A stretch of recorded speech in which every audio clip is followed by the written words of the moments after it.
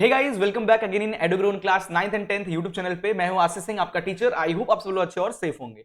तो यार, हम लोग आज की क्लास स्टार्ट करने जा रहे हैं। वन शॉट वीडियो रहेगा, जनरली थोड़ा फास्ट फॉरवर्ड में मैं इसको समझाऊंगा चीजों को। ठीक है, तो यूनिट 2 हम स्टार्ट करने जा रहे हैं, बैंकिंग एंड इंश्योरेंस का, जो कि क्लास 9th का एक ऑप्शनल सब्जेक्ट है। ठीक है, बट इसके वीडियोस अवेलेबल नहीं है। आप लोग काफी डिमांड रहती है इसकी, और आप लोग का काफी डिमांड आ रहा था कि सर क्लास 9th के लिए भी बनाइए, क्योंकि क्लास 10th के तो मेरे आई थिंक पिछले 3-4 साल से बैंकिंग एंड इंश्योरेंस पे मैं कंटिन्यूअस काम कर रहा हूं और बहुत बेहतरीन रिजल्ट भी है। ठीक है, तो क्लास 9th का कंटेंट काफी पहले मैंने कुछ 2-3 यूनिट अपलोड किया था, बट उसके बाद से मैंने अपलोड नहीं किया है। तो सोचा आपके लिए भी भाई काम कर दिया जाए। तो यूनिट 1 ऑलरेडी अपलोडेड है, यूनिट 3 और यूनिट 4 भी ऑलरेडी अपलोडेड है। थोड़ा सा यूनिट 3 यूनिट 4 पुराना है, बट सिलेबस चेंज है नहीं, तो आप उसको भी पढ़ सकते हैं। इस वीडियो की डिस्क्रिप्शन में आपको प्लेलिस्ट मिल जाएगी। ठीक है, चलिए तो स्टार्ट करते हैं आज का लेक्चर। और आज का लेक्चर हमारा शुरू यहीं से हो रहा है, that is unit number 2, deposit account. ठीक है, बैंकिंग एंड इंश्योरेंस का एक बहुत ही इंपॉर्टेंट चैप्टर है। चैप्टर 1 जो था ना हमारा यूनिट 1, उसमें हमने सीखा कि बैंकिंग होता क्या है, बैंकिंग काम कैसे करता है, what are the functions of banking, banking क्या है, बैंकिंग में कैशियर कौन होता है, डिपॉजिटर्स कौन होते हैं, बैंक का काम क्या होता है, एज अ नागरिक हमारी क्या बोलते हैं राइट्स होती हैं इन बैंक में। ये सारी चीजें हमने यूनिट 1 में कवर अप किया था। ठीक है, अब यूनिट 2 में ना, अब हम लोग बैंक का जो अकाउंट खुल जाता है या अकाउंट खोलने की प्रोसेस है, या जो डिपॉजिट अकाउंट है ये क्या है, इसको समझेंगे यूनिट नंबर 2 में। ठीक है, तो चलिए शुरू करते हैं। तो सबसे पहले देख लो, यूनिट 2 में हम लोग क्या क्या चीजें कवर अप करने वाले हैं। चैप्टर का नाम है डिपॉजिट अकाउंट्स। इसके अंदर हम लोग सबसे पहले डिमांड डिपॉजिट क्या होता है इसको समझेंगे। उसके बाद हम लोग टर्म डिपॉजिट के बारे में समझेंगे। अदर डिपॉजिट स्कीम्स जो हैं उनके बारे में भी डिस्कस करेंगे। कितने टाइप के अकाउंट होल्डर्स होते हैं, ठीक है, कितने टाइप के अकाउंट्स होल्डर होते हैं उनको भी हम लोग डिस्कस करेंगे। अकाउंट ओपनिंग कैसे होता है बैंक में, इसके बारे में पढ़ेंगे। कैश बुक, पासबुक और बैंक रिकॉग्नाइजेशन स्टेटमेंट क्या होता है, इसके बारे में हम लोग डिस्कस करेंगे।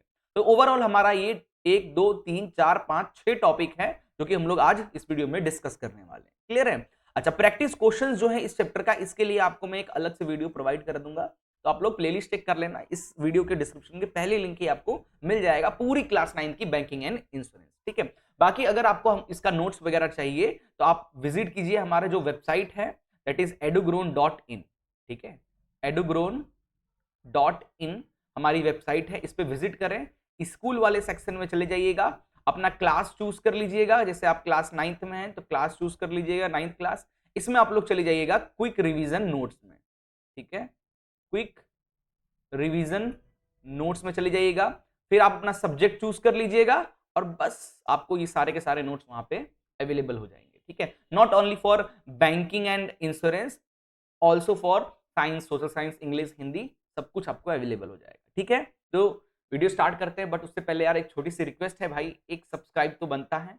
अगर आप चैनल पे नए हो तो भाई सब्सक्राइब करके ही जाना, क्योंकि हम सिर्फ बैंकिंग एंड इंश्योरेंस ही नहीं, आप हमारा चैनल को चेक करो, प्लेलिस्ट में बहुत ही बेहतरीन बेहतरीन वीडियोस आपके लिए अवेलेबल है। Not only for banking and insurance, science है, मैं ही पढ़ाता हूँ साइंस। ठीक है, साइंस की टीचर ही स्पेशली हूँ। ठीक है, और आपको सोशल साइंस, इंग्लिश वगैरह, हिंदी, सब कुछ आपको अवेलेबल हो जाएगा। ठीक है, चलिए तो आगे बढ़ते हैं। अगला हमारा सबसे पहला टॉपिक है इस चैप्टर का, डिमांड डिपॉजिट क्या होता है भाई। डिमांड डिपॉजिट क्या होता है, देखो नाम से ही समझ में आ रहा है, जब हम डिपॉजिट कर रहे हैं ऑन डिमांड हम उसको निकाल पाए, जब हमको जरूरत हो तब हम पैसा। अब भाई ये बताओ, आप किसी संस्था में, किसी बैंक में आप पैसे जमा करने जा रहे हो, आपने 5,000 रुपए, 10,000 रुपए आप डिपॉजिट करके आए किसी बैंक में। ठीक है, अब आप घर आ गए, और घर आने के 3 घंटे बाद पता चला कि भैया कुछ इमरजेंसी हो गया है ना। 3 घंटे बाद पता चला कि कुछ इमरजेंसी हो गया, आपको 3-4 हजार रुपए की जरूरत है। तो आपकी डिमांड है ना कि भाई आपको तुरंत अभी 3-4 हजार रुपए चाहिए।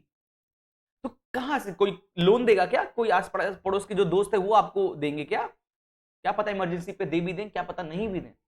तो आपकी जो सेविंग है, आपने जो अपने बैंक अकाउंट में रखा है 10,000 रुपए, उसमें से 3,000 रुपए ऑन डिमांड जब जरूरत है तब आप बैंक जाकर उसको निकाल सकते हैं। या आजकल तो इंटरनेट बैंकिंग आ गया है, ठीक है, एटीएम कार्ड है, जब चाहे ऑन डिमांड आप चीजों को, अपनी जो डिपॉजिट पैसा है तो जब चाहे तब निकाल पाए, that is known as demand deposit.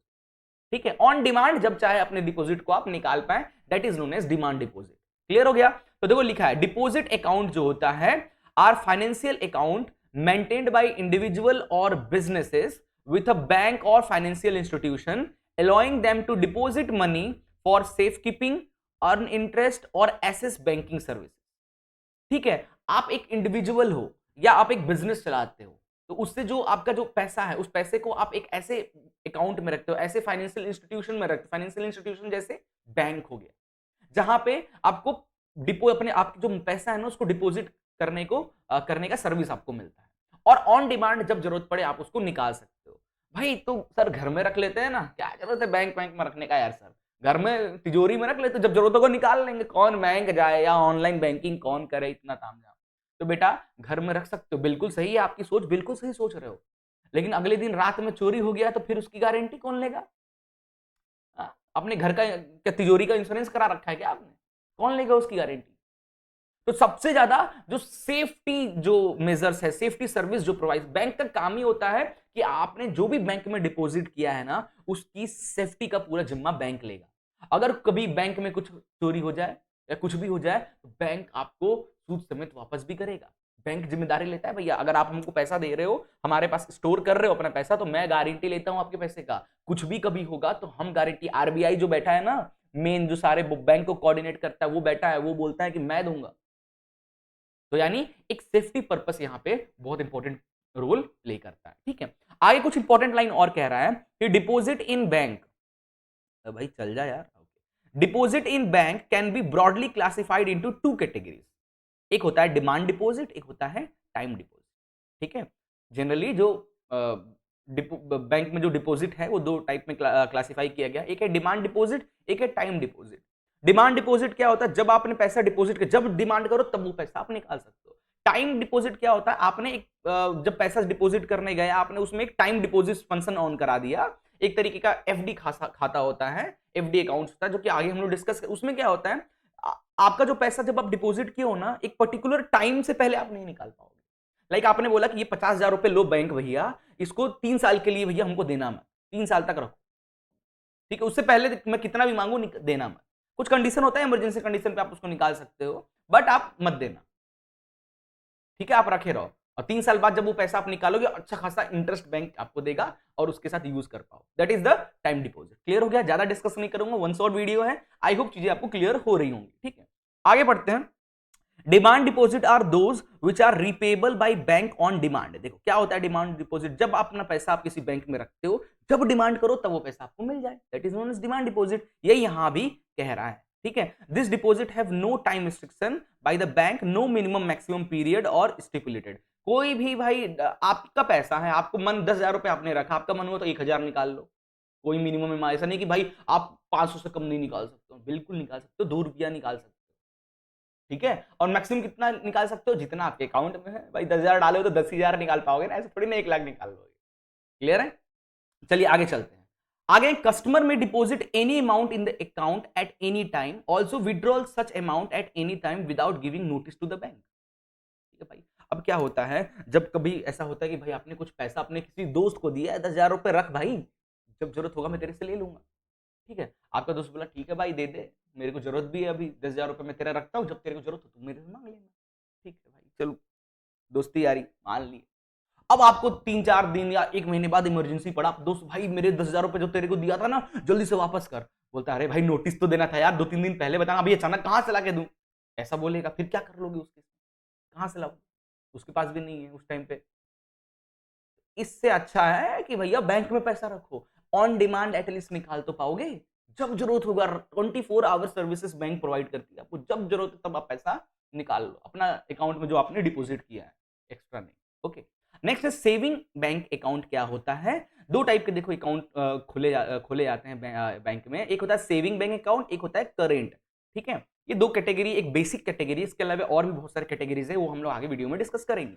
Saving account और करेंट अकाउंट आगे हम डिस्कस करेंगे क्या होता है, बट आपको हिंट दे दे रहा हूं, जो आम हम लोग जो बैंक अकाउंट खोलते हैं ना, ये सब सेविंग अकाउंट होता है। जो आम इंडिविजुअल है ना, यानी आम आदमी है, जो आम आदमी है, आम आदमी पार्टी नहीं, आम आदमी जो होते हैं उनका जनरली जो बैंक अकाउंट खुलता है किसी भी बैंक में, वो सेविंग अकाउंट ही होता है।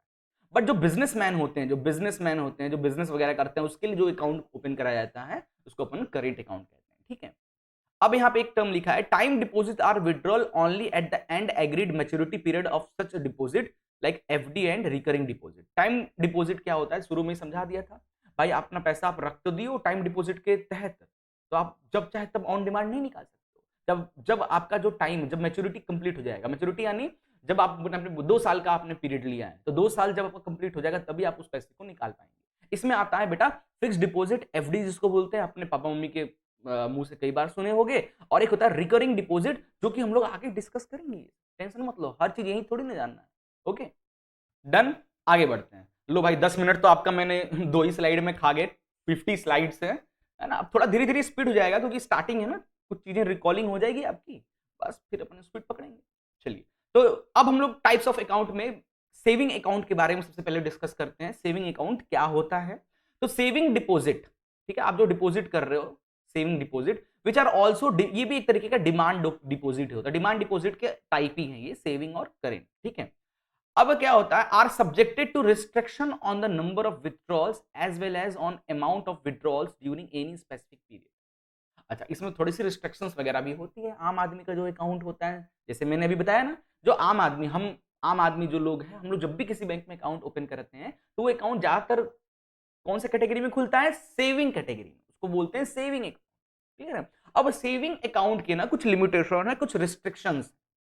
जैसे क्या क्या रिस्ट्रिक्शन है कि भाई कई बार सिक्योरिटी पर्पस पे, जरूरी नहीं है सबके साथ ऐसा होता हो, आप बैंक को एक नोटिस देकर आप अपने बैंक की कुछ सर्विसेज एक्स्ट्रा ऑन करा सकते हैं, ऐसी बात नहीं है। But as a security purpose bank कुछ चीजें आपके सेविंग अकाउंट के साथ करती है, जैसे कि भाई दिन में आप 5 से ज्यादा ट्रांजेक्शन नहीं कर सकते हो, 10 से ज्यादा ट्रांजेक्शन नहीं कर सकते हो, आप एक दिन में 5,000 से ज्यादा पैसा नहीं निकाल सकते हो। ये सिक्योरिटी पर्पस पे यार, क्या पता आपका एटीएम गिर गया, पासवर्ड लिखा हुआ है, कोई लगाया नहीं, धका धक निकाल रहा है, जितना मिला पैसा निकाल लिया।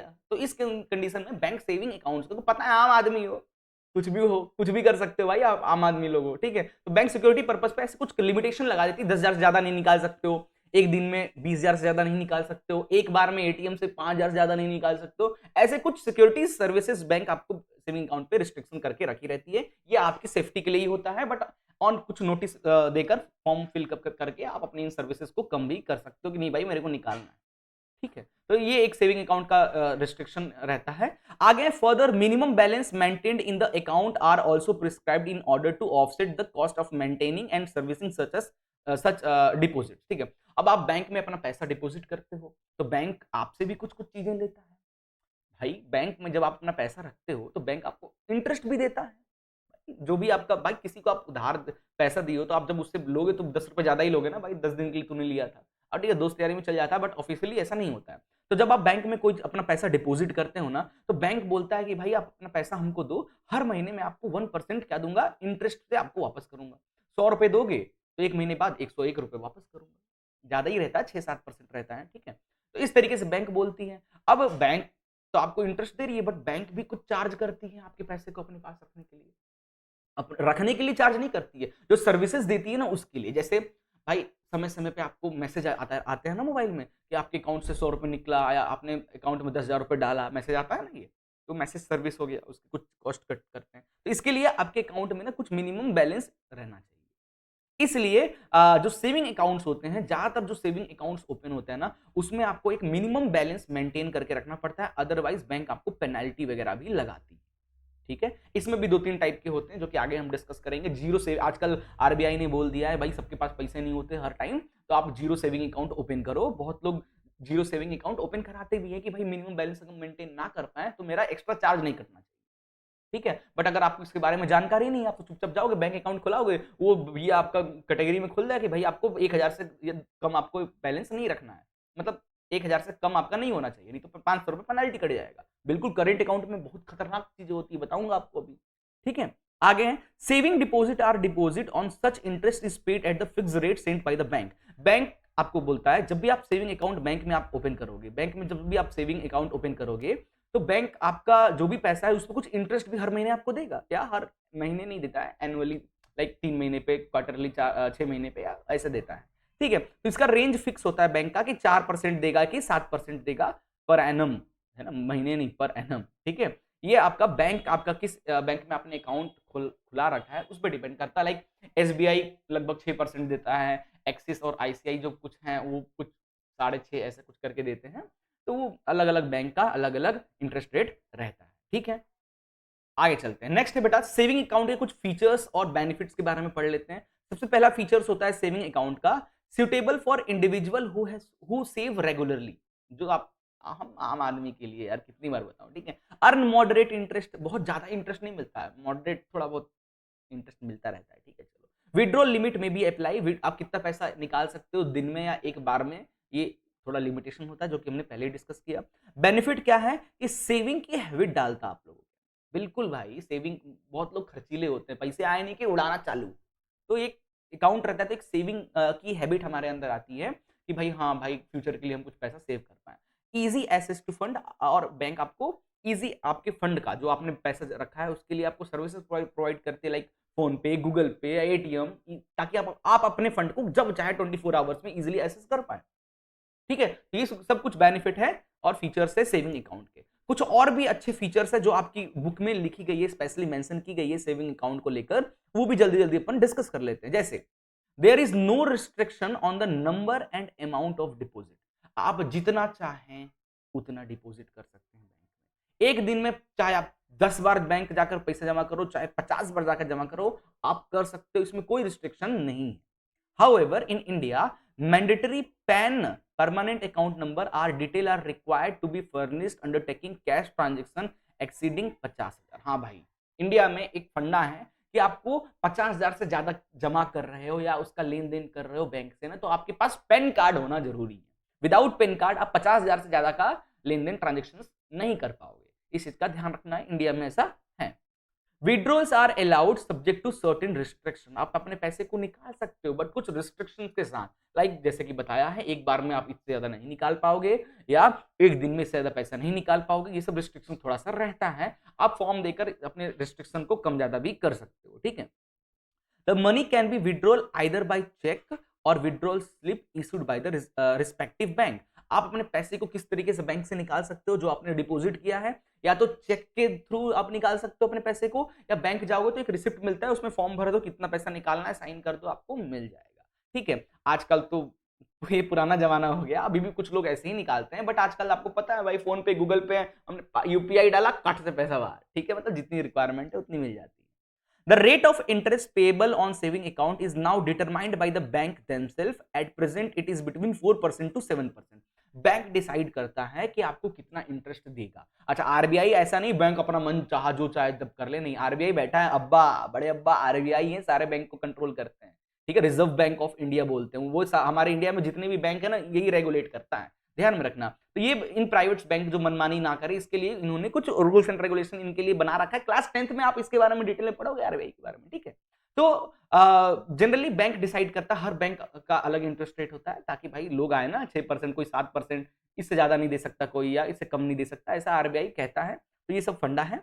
नेक्स्ट है saving account is a continuing nature, there is no maximum period of holding. ऐसा कुछ भी नहीं कि आप सेविंग अकाउंट एक बार खुलवा ली तो परमानेंट खुल गया, ऐसा कुछ भी नहीं। जब चाहे तब आप बंद भी कर सकते हो, है ना, और जब चाहे तब कंटिन्यू भी रहेगा। ऐसा नहीं कि आपने पैसा डालना बंद कर दिया तो बैंक अकाउंट बंद हो जाए, जल्दी बैंक होता है। मेरा एक अकाउंट था, मैं उसमें आई थिंक, मेरे को याद है अभी 10-15 साल से मैंने उसमें पैसे ही नहीं डाले, बट आज भी एसेस करता हूँ तो हो जाता है। ठीक है, आगे a minimum amount has to be, okay, क्या है, a minimum amount has to be kept in the saving account to keep its functioning. वही बताया था ना आपको, जो मिनिमम अमाउंट सेविंग अकाउंट में रखना पड़ता है ताकि बैंक फंक्शनिंग होता रहे। कुछ चार्जेस वगैरह बैंक काटता है ना, मैसेज चार्जेस, अब क्रेडिट कार्ड का चार्जेस, अपने एटीएम का चार्जेस वगैरह जो लगता है, इसलिए बैंक बोलता है एक मिनिमम अमाउंट बैलेंस आपको मेंटेन करके अपने अकाउंट में रखना है। बट आरबीआई यहाँ भी उंगली कर चुका है, क्या बोल चुका है भाई, आरबीआई भी बोल चुका है कि भैया जीरो सेविंग अकाउंट ओपन करिए। जिनको नॉलेज नहीं होता वो तो भाई उनका तो मिनिमम अकाउंट वाला खुल ही जाता है। ठीक है, अब यहाँ पे कह रहा है कि क्यों ऐसा करता है, बैंक चार्ज और पेनाल्टी करेगा अगर आप मिनिमम बैलेंस मेंटेन नहीं रखोगे तो अपने सेविंग अकाउंट में। ठीक है, चलिए आगे चलते हैं। हर बैंक का अपना अलग मिनिमम बैलेंस होता है। Internet banking for assessing account through online is also available. भाई इंटरनेट बैंकिंग भी आपको अवेलेबल है आपके सेविंग अकाउंट पे, जब चाहे आप घर बैठे अपने सारे बैंक की एक्टिविटीज को चेक कर सकते हो। Anywhere in banking this facility entitles the account holder to withdrawal और deposit cash up to limit 50,000 across all branch of the same bank. ठीक है, और आपको इंटरनेट बैंकिंग के थ्रू आप जब चाहे तब पैसा निकाल सकते हो, है ना। यहाँ पे this facility entities the account holder, ये जो इंटरनेट बैंकिंग है, विड्रॉल कर पाओ अपने डिपॉजिट को अप टू लिमिट 50,000 अक्रॉस किसी भी ब्रांच ऑफ सेम बैंक के ब्रांच से भी आप जाके निकाल सकते हो, ये कहना चाह रहा है। जैसे मेन ब्रांच, अच्छा ऐसा कई बार देखा गया है, आपका जिस बैंक में अकाउंट है ना, उस बैंक में जाकर आप खुद गए हो तो आप थोड़ा अपनी विड्रॉल लिमिट से ज्यादा भी निकाल सकते हो। लेकिन लाइक एसबीआई आपका कहाँ है, मान लो आप मुंबई एसबीआई में आपका अकाउंट है और दिल्ली एसबीआई से आप पैसा निकाल रहे हो ना, तो एक लिमिटेशन रहेगा, वो आपको उतना पैसा नहीं निकाल के देगा, आपको एक लिमिटेशन रहेगा 50,000 ज्यादा आप नहीं निकाल सकते हो एक दिन में, ठीक है। तो ये सब फंडा भी रहता है। Deposit insurance credit guarantee corporation insures all the bank deposit saving fix current recurring deposit. जब भी आप सेविंग अकाउंट ओपन करते हो ना, तो इसमें आपको कुछ इंश्योरेंस भी प्रोवाइड कराई जाती है बैंक के द्वारा, जिसका 500 रुपए चार्ज अभी तो ले रहा है हर साल के लिए। इसमें क्या होता है, अगर कभी इंश्योरेंस करा रहा है जनरली बैंक, कभी आपका पैसा बैंक में चोरी हो जाता है या कुछ हो जाता है, तो आपका पैसा आपको मिल पाए, उसके लिए बैंक इंश्योरेंस भी करा के रखता है, अप टू लगभग देख सकते हो 1 लाख के आसपास, ठीक है। तो ये सब था कुछ हमारे सेविंग अकाउंट के बारे में। नेक्स्ट है हमारा eligibility for opening a saving account. Saving account खोलने के लिए या खुलवाने के लिए क्या क्या एलिजिबिलिटी आपके पास होना चाहिए। सबसे पहले भैया 18 साल के होने चाहिए, ये सबसे इंपॉर्टेंट चीज है, 18 साल के होने चाहिए। एनी रेसिडेंट इंडिया, आप भैया इंडिया के रेसिडेंट होने चाहिए पहली चीज तो, और 18 साल से ऊपर होगे तो ही आप सेविंग अकाउंट ओपन कर पाओगे। If the depositor want to operate account by himself और भाई 18 साल मानते हैं ना, इंडिया में माना जाता है अगर आप 18 साल के हो गए हो तो आप एक मैच्योर हो चुके हो, आप सोच समझ सकते हो, अपने पैसे के बारे में हिसाब रख सकते हो, सोच समझ सकते हो। दैट्स वाई 18 साल के ऊपर हो या 18 साल के हो तो आप अपना अकाउंट सेविंग अकाउंट ओपन कर सकते हो, ठीक है। However, RBI has also permitted bank to open SB account of school college students in their own names, but no overdraft facility is to be permitted in such account. Clear है? अच्छा, अब कुछ बच्चे यहाँ पे बोलेंगे सर मेरा account तो खुला हुआ है, मैं तो मेरे मेरे नाम से मेरा अकाउंट है, मैं तो अभी 13 साल का ही हूँ, 15 साल का ही हूँ। तो सुन बेटा, इसके लिए भी सरकार ने आपको एसबी अकाउंट नाम का एक सुविधा दे रखा है, आरबीआई द्वारा दे रखा है।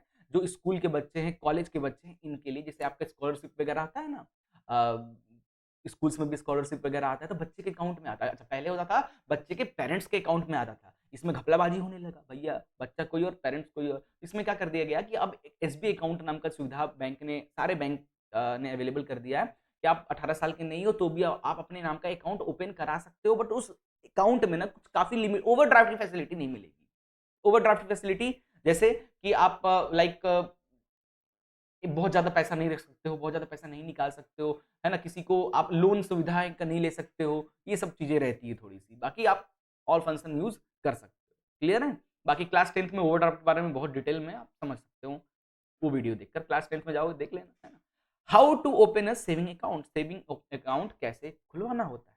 Number 1 process, choose a bank और क्रेडिट यूनियन। सबसे पहले तो बैंक चूज करो कि भाई किस बैंक में आपको अकाउंट खुलवाना है।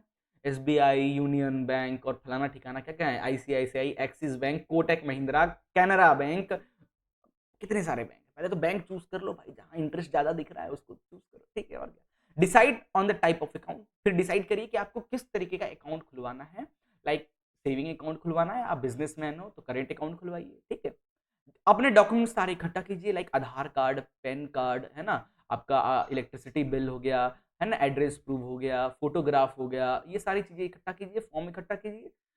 विजिट द बैंक और अप्लाई ऑनलाइन, या तो आप डायरेक्ट बैंक जाके बैंक वाला एक फॉर्म देगा, ठीक है, अगला स्टेप वही है, fill out the application form. आप बैंक विजिट कीजिए और फॉर्म मिलेगा अकाउंट खुलवाने का, उसको भरिए, अपने सारे डॉक्यूमेंट्स को स्टेपल कीजिए और दे दीजिए, अकाउंट खुल जाएगा। या आजकल ऑनलाइन सुविधा भी है, घर बैठे तो भी अप्लाई कर दीजिए, उससे भी हो जाता है, ठीक है। Read the terms and condition, भाई फॉर्म भरने के बाद फॉर्म के नीचे टर्म्स एंड कंडीशन लिखे होते हैं सेविंग अकाउंट्स के, उसको जरूर पढ़िएगा। काफी लोग इग्नोर कर देते हैं, नहीं, इसको पढ़ना है, बहुत इंपॉर्टेंट है ये चीज। फिर मेक द इनिशियल डिपॉजिट, जब बैंक में आप अकाउंट ओपन कराते हो तो आपको कुछ इनिशियल डिपॉजिट रखना पड़ता है, लाइक 5,000 रुपए, 2,000 रुपए, आपको इनिशियल डिपॉजिट आपको करना होगा, ठीक है। एंड देन ऑनलाइन एसेस के लिए आप इंटरनेट बैंकिंग, मोबाइल बैंकिंग की के लिए फॉर्म डालिए, जिससे आपको ये सुविधा भी तुरंत ओपन हो जाएगी। बस हो गया, खुल गया अकाउंट, एंजॉय, ठीक है, क्लियर है।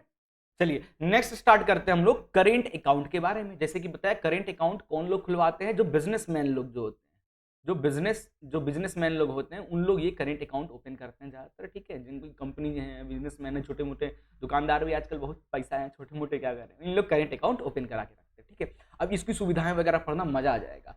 अ current account is always a demand deposit and the bank is obliged to pay the money on demand by the customer. ठीक है, अब ये भी एक तरीके देखा जाए तो सबसे बेहतरीन तरीके का जो डिमांड डिपॉजिट अकाउंट होता है ना, करेंट अकाउंट होता है। जितना सेविंग में जो रिस्ट्रिक्शंस वगैरह थे ना, सबको हटा दो, बन गया आपका करेंट अकाउंट। क्योंकि भाई बिजनेसमैन एक बिजनेस को 24 आवर्स में जब जरूरत पड़ेगा, जितना जरूरत पड़ेगा उतना वो पैसा निकालेगा, उतना वो डालेगा। तो भाई यहीं पे रिस्ट्रिक्शन डाल दोगे तो दिक्कत हो जाएगा। इसीलिए करंट अकाउंट में ऐसा कोई रिस्ट्रिक्शन वगैरह नहीं होता है ना। जितना चाहे आप डिपॉजिट तो उसमें भी जितना चाहे कर सकते थे, वहां पे निकालने में थोड़ी लिमिटेशन थी। यहाँ जितना चाहे अनलिमिटेड ट्रांजेक्शन करो, जितनी बार लेन देन करना है करो, जितना निकालना निकालो, सारी सुविधाएं आपको यहाँ पे मिलती है। The current account bear no interest. अच्छा, ये घाटा है। सेविंग अकाउंट में इंटरेस्ट बैंक आपको देती थी, करेंट अकाउंट में कोई इंटरेस्ट नहीं मिलता भैया। जितना रखे हो उतना ही निकाल पाओगे। ठीक है, कोई इंटरेस्ट वगैरह आपको बैंक नहीं देगी। They account for smallest fractional among the current, saving and term deposit. थोड़ा थोड़ा सा इसमें तीनों में देखा जाए तो थोड़ा सा बेस्ट माना जाता है करेंट अकाउंट को, क्योंकि बहुत सारी सुविधाएं यहाँ पे आपको मिलती है। ठीक है, they provide the convenient operation facility to the individual और firm. The cost of maintain of the account is high. ठीक है भैया, सेविंग अकाउंट में मेंटेनेंस इतना ज्यादा नहीं था। जैसे कि मिनिमम बैलेंस था कि भाई आपका अकाउंट है तो आपको 2,000 रुपए मिनिमम रखना है। करंट अकाउंट में बड़ा दिक्कत है भाई यार, यहाँ पे मेंटेनेंस कॉस्ट थोड़ा ज्यादा है, क्योंकि बैंक आपको कितनी सारी सुविधाएं प्रोवाइड करे। मतलब एक रिस्क कितना ज्यादा है। एक अकाउंट बैंक, एक कस्टमर का अकाउंट आप अपने पास रखे हो, कितना ज्यादा रिस्क होता है। उस रिस्क फैक्टर को ध्यान में रखते हुए बैंक आपको इतनी सारी सुविधाएं आपको प्रोवाइड करे, तो उसके लिए कुछ ना कुछ डिमांड तो करेगी आपसे। तो मेंटेनेंस कॉस्ट थोड़ा यहाँ पे हाई होता है। Therefore bank also ask the customer to keep minimum balance in such amount. इसलिए जब चाहे भाई आपको आपके अकाउंट को इतने अच्छे से मेंटेन कर रही है, इतने ट्रांजेक्शन आपको वेरीफाई खुद करती है। सेविंग अकाउंट में इतना सुविधा नहीं है, ज्यादा ट्रांजेक्शन करोगे तो वेरीफाई भाई आप ही कर रहे हो ना, हाँ हम ही है सर, हम ही है।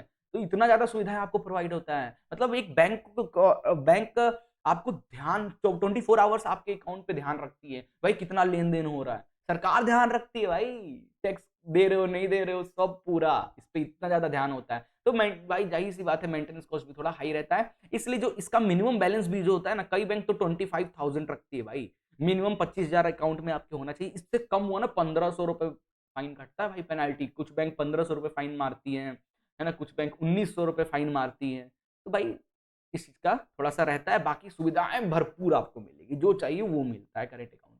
ठीक है, नेक्स्ट है कुछ फीचर्स के बारे में बात करते हैं। तो design for business and professionals के लिए ये अकाउंट होता है। जनरली कोई इंटरेस्ट आप यहाँ से अर्न नहीं कर सकते हो, जितना चाहे उतना ट्रांजेक्शन आप कर सकते हो। बेनिफिट ये है हेल्प मैन डेली ट्रांजेक्शन को आप मेंटेन कर सकते हो। ओवरड्राफ्ट फैसिलिटी भी यहाँ पे अवेलेबल होती है। एक और इंपॉर्टेंट बात यहाँ पे ध्यान रखना है, in a current account a customer can deposit any amount of money and any number of time. जितने बार चाहे उतने बार आप अपने अकाउंट में पैसा डिपॉजिट कर सकते हो पूरे दिन में। क्योंकि बिजनेसमैन हो भाई, दिन में 100 ग्राहक आएंगे, 200 कस्टमर आएंगे, 500 कस्टमर आएंगे, तो ऐसा कोई लिमिटेशन नहीं होता, कितनी बार भी डिपॉजिट कर सकते हो। He can also withdrawal any amount as many time. और बिजनेसमैन हो भाई, कभी भी कितनी की भी जरूरत पड़ सकती है, कितने बार की जरूरत पड़ सकती है। ठीक है, तो जितनी बार चाहे जितना चाहे उतना पैसा आप इसको निकाल सकते हो, कोई इशू नहीं होता है करेंट अकाउंट में। ठीक है, नेक्स्ट है कुछ एक्स्ट्रा जो फीचर्स है जो आपकी बुक में लिखा है, उसके बारे में डिस्कस कर लेते हैं। No interest bearing bank account. भैया यहाँ पे बैंक आपको कोई भी इंटरेस्ट प्रोवाइड नहीं करेगी। It needs a higher minimum balance रहता है। जैसे बताया 25,000 के आसपास बैंक कहती है, ज्यादातर बैंक कहती है कि मिनिमम बैलेंस इतना आपको रखना है, अदरवाइज फाइन लग जाएगा। ठीक है, penalty charge if the minimum balance is not maintain in the current account.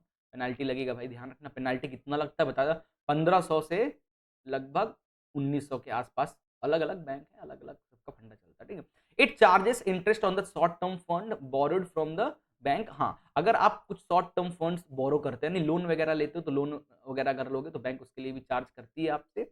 It is continuing nature होता है, नो फिक्स पीरियड होता है। होल्ड द करेंट अकाउंट, ऐसा कुछ भी नहीं है कि आप अकाउंट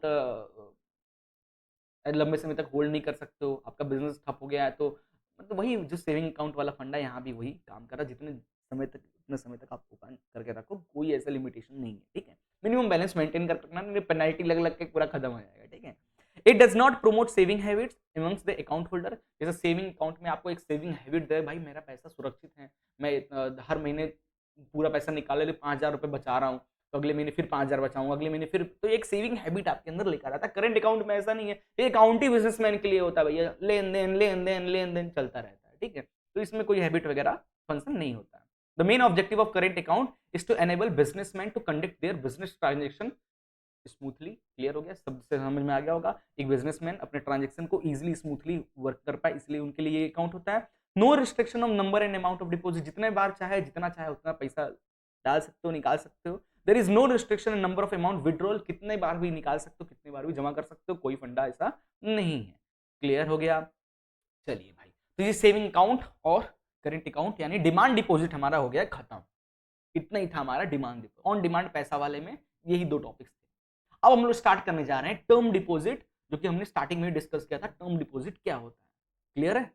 चलिए, टर्म डिपॉजिट क्या होता है भाई? The account which is open for a particular fix period time by depositing particular amount is known as fix term deposit account. Clear हो गया भाई। अब टर्म डिपॉजिट अकाउंट जो होते हैं, जैसे एफडी हो गया, रिकरिंग डिपॉजिट हो गया, ये सब आएंगे टर्म डिपॉजिट में। जैसे कि मैंने बताया, इसमें जो हम पैसा रखते हैं ना, जब चाहे ऑन डिमांड हम ये पैसा नहीं निकाल सकते, ठीक है। और इंटरेस्ट रेट भी टर्म डिपॉजिट अकाउंट पे ज्यादा होता है, सेविंग अकाउंट से भी ज्यादा होता है। करेंट अकाउंट तो देता ही नहीं इंटरेस्ट, सेविंग अकाउंट जो इंटरेस्ट देता है ना उससे ज्यादा होता है। क्योंकि बैंक क्या कहता है कि अगर आप एफडी करोगे तो वो या तो 3 साल, 1 साल का होगा, 3 साल का होगा, 6 साल का होगा, 5 साल का होगा, ऐसा होगा। उससे पहले आप पैसा नहीं निकाल सकते, और किसी इमरजेंसी पर अगर आप निकालोगे ना तो कुछ पेनाल्टी के साथ आप वो पैसा निकाल सकते हो, ठीक है। इसमें इंटरेस्ट आपको बैंक थोड़ा सा ज्यादा प्रोवाइड करती है। ये है हमारा टर्म डिपॉजिट। क्लियर हो गया। ऑन डिमांड पैसा नहीं निकाल पाओगे। एक बार तुमने बैंक में 50,000 रुपए फिक्स कर दिया 3 साल के लिए, तो 3 साल से पहले आप उसको नहीं निकाल सकते हो। That is known a term deposit. But emergency में निकाल सकते हो, कुछ पेनाल्टी भरना पड़ेगा। इंटरेस्ट मिलेगा कि नहीं मिलेगा? बिल्कुल मिलेगा। ये क्वेश्चन आया था ना भाई, जितने दिन तक है उतना तो इंटरेस्ट मिलेगा ही। क्लियर है। तो ये था the term fix deposit. Fix deposit का मतलब ही होता है कि आप एक पर्टिकुलर अमाउंट को एक फिक्स करा दियो हो पर्टिकुलर ईयर के लिए। बस हो गया। अब क्या समझाऊं, आगे चलें। देख लो भाई, आपका पैसा में ताला लगा हुआ है। ये ताला तभी खुलेगा जब आपकी मैच्योरिटी कंप्लीट होगी। मैच्योरिटी यानी जितने साल के लिए आपने रखा है, 3 साल, 5 साल, 10 साल। क्लियर है। चलिए, अब इसके बारे में टाइप्स ऑफ टर्म डिपॉजिट। दो टाइप के टर्म, 3 टाइप्स के टर्म डिपॉजिट्स होते हैं। आपकी बुक में 3 टाइप्स का लिखा हुआ है, लेकिन दिया ही 2 ही टाइप के हैं, ठीक है। बट मैंने थोड़ा सा रिसर्च करके आपके लिए कंटेंट दबा के यहां रखा, ठीक है। चलिए, तो पहला जो है ना, टर्म डिपॉजिट में 3 टाइप की टर्म डिपॉजिट सुविधाएं अवेलेबल कराती हैं बैंक्स। पहला है फिक्स डिपॉजिट अकाउंट, जिसको अपन बेटा एफडी अकाउंट भी बोलते हैं। आपने पापा मम्मी के मुंह से बहुत बार सुने होंगे एफडी अकाउंट, ठीक है। क्या होता है एफडी अकाउंट? ओवरव्यू लेते हैं जरा। Money is deposit for a fix tenure, earning is guarantee interest rate. आहा, या आपका पैसा जो है ना एक फिक्स टेन्योर के लिए यानी फिक्स पर्टिकुलर टाइम के लिए आपको रखना होगा आपके, और उसके बदले बैंक आपको जोरदार इंटरेस्ट भी आपको देगी। क्लियर है। पहला चैप्टर में मैंने बताया था बैंक काम कैसे करता है। बैंक आपका पैसा, आप जब बैंक में कोई पैसा जमा करते हो तो वो पैसा, उस पैसे का कुछ परसेंट क्या करता है बैंक? इन्वेस्ट करता है, लोन देता है। आपको 6% इंटरेस्ट दे रहा है, लेकिन जिनको लोन दे रहा है उनसे 12% ले रहा है। तो इस तरीके से बैंक की कमाई होती है। यूनिट 1 में अपन ने डिस्कस कर लिया है, दोबारा नहीं बताऊंगा किस तरीके से बैंक की कमाई कैसे होती है। यूनिट 1 जाके पढ़िए, या क्लास 10th का भी चैप्टर्स पढ़ सकते हो आप, ठीक है। तो एक पर्टिकुलर फिक्स टेन्योर के लिए आप अपना पैसा रखते हो, उसके बदले आपको इंटरेस्ट देता है, ठीक है। यही हमारा फिक्स्ड। क्लियर है। फीचर्स क्या है भाई? फिक्स्ड इंटरेस्ट रेट होता है through out the deposit period. एक बार जब आप अपना कोई पैसा डिपॉजिट करते हो ना, तो बैंक की जो भी उस टाइम पे कंडीशन होती है वो फिक्स होती है। लाइक ऐसा नहीं कि बैंक बैंक घाटे में चला गया तो आपका जो इंटरेस्ट है बैंक कम कर देगा, या बैंक बहुत प्रॉफिट हो गया तो आपका भी इंटरेस्ट रेट बढ़ा देगा बैंक। ऐसा कुछ भी नहीं, फिक्स्ड होता है, सब कुछ फिक्स्ड होता है। पैसा वैसा सब फिक्स। आपने 50,000 रुपए फिक्स किया है, 3 साल के लिए फिक्स हुआ है, और इंटरेस्ट जो बोला होगा बैंक की हर साल का 7% देंगे, तो आपको हर साल का 7% यानी 7×3 = 21% एक्स्ट्रा आपको मिलेगा 3 साल बाद। सिंपल सी बात, ठीक है। टेन्योर रेंजेस फ्रॉम 7 डेज से 10 ईयर। देखो क्या कह रहा है, एफडी अकाउंट जो है आप 7 दिन से लेकर 10 साल तक का खुलवा सकते हो, ठीक है। लाइक 1 साल के लिए भी आप एफडी कर सकते हो, 15 महीने के लिए भी, 2 साल के लिए भी, 3 साल के लिए भी। हर बैंक में थोड़ा सा कंडीशन अलग होता है। कुछ बैंक बोलती है ओ भैया मैं तो 3, 5, 10 दूंगा, इससे ज्यादा इससे कम नहीं। कुछ बैंक होता है भैया एक गवर्नमेंट बैंक वगैरह ले लो यार, तुमको जितने दिन के लिए रखना रखो, जो तुम्हारा इंटरेस्ट बनेगा हम देंगे, ठीक है। Pre mature withdrawal is allowed with a penalty. Pre mature यानी 3 साल के लिए आपने कराया बट उससे पहले इमरजेंसी पड़ गई, आप पैसा निकालना चाहते हो तो आप निकाल सकते हो, बिल्कुल कोई दिक्कत वाली बात नहीं है एफडी में, बट कुछ ना कुछ पेनाल्टी आपको देना पड़ेगा, ठीक है, ध्यान रखना। बेनिफिट क्या है, हायर इंटरेस्ट रेट मिलता है compare to saving account. Saving account में 6% 7% दे रहा है, तो भैया ये आपको 12% 15% के आसपास आपको इंटरेस्ट रेट देगा पर एनम, ठीक है। फ्लेक्सिबल डिपॉजिट ऑप्शंस होते हैं, लाइक शॉर्ट या लॉन्ग टर्म के लिए आप रख सकते हो, शॉर्ट टर्म में तो 3 साल, लॉन्ग टर्म में 10 साल के लिए, क्लियर है। Suitable for individual seeking safe and predictable return over a specific time frame. Individuals के लिए बहुत ही बेहतरीन एफडी होता है कि भाई आप अपने घर में सिंगल हो, कमाने वाले, ठीक है, फ्यूचर का सोच रहे हो, आगे आपका बच्चा बड़ा होगा, बेटी बड़ी होगी, शादी ब्याह कराना है, फलाना ठिकाना है, फ्यूचर पापा मम्मी बूढ़े होंगे, उनका ख्याल रखना है, ये सब चीजें हैं। एक इंडिविजुअल, एक आम आदमी बच्चा क्या सोचेगा, तो वो एफडी अकाउंट करा के रखता है कि भाई यार सेविंग हो नहीं पा रही है तो अपन क्या, एक 50,000 रुपए आया है बैंक सेविंग अकाउंट में डाल तो देंगे, लेकिन जब जरूरत होता है तब हम निकाल लेते थे, सेविंग कुछ हो नहीं पा रही थी, एफडी करा देते हैं 50,000 का 3 साल 2 साल के लिए, एटलीस्ट कुछ तो सेविंग कर पाएंगे ना हम, क्योंकि डर रहेगा नहीं पहले तोड़वाऊंगा तो पेनल्टी लगेगा, छोटे मोटे इमरजेंसी में आप नहीं तोड़वा पाओगे, पेनल्टी लगेगा तो आप बोलोगे रहने दो यार, कहीं और से ले लेंगे, दोस्त से ले लेंगे, काम चला लेंगे, उस एफडी नहीं तोड़वाएंगे, लाइक दैट, ठीक है। चलिए दूसरा होता है रिकरिंग डिपॉजिट अकाउंट।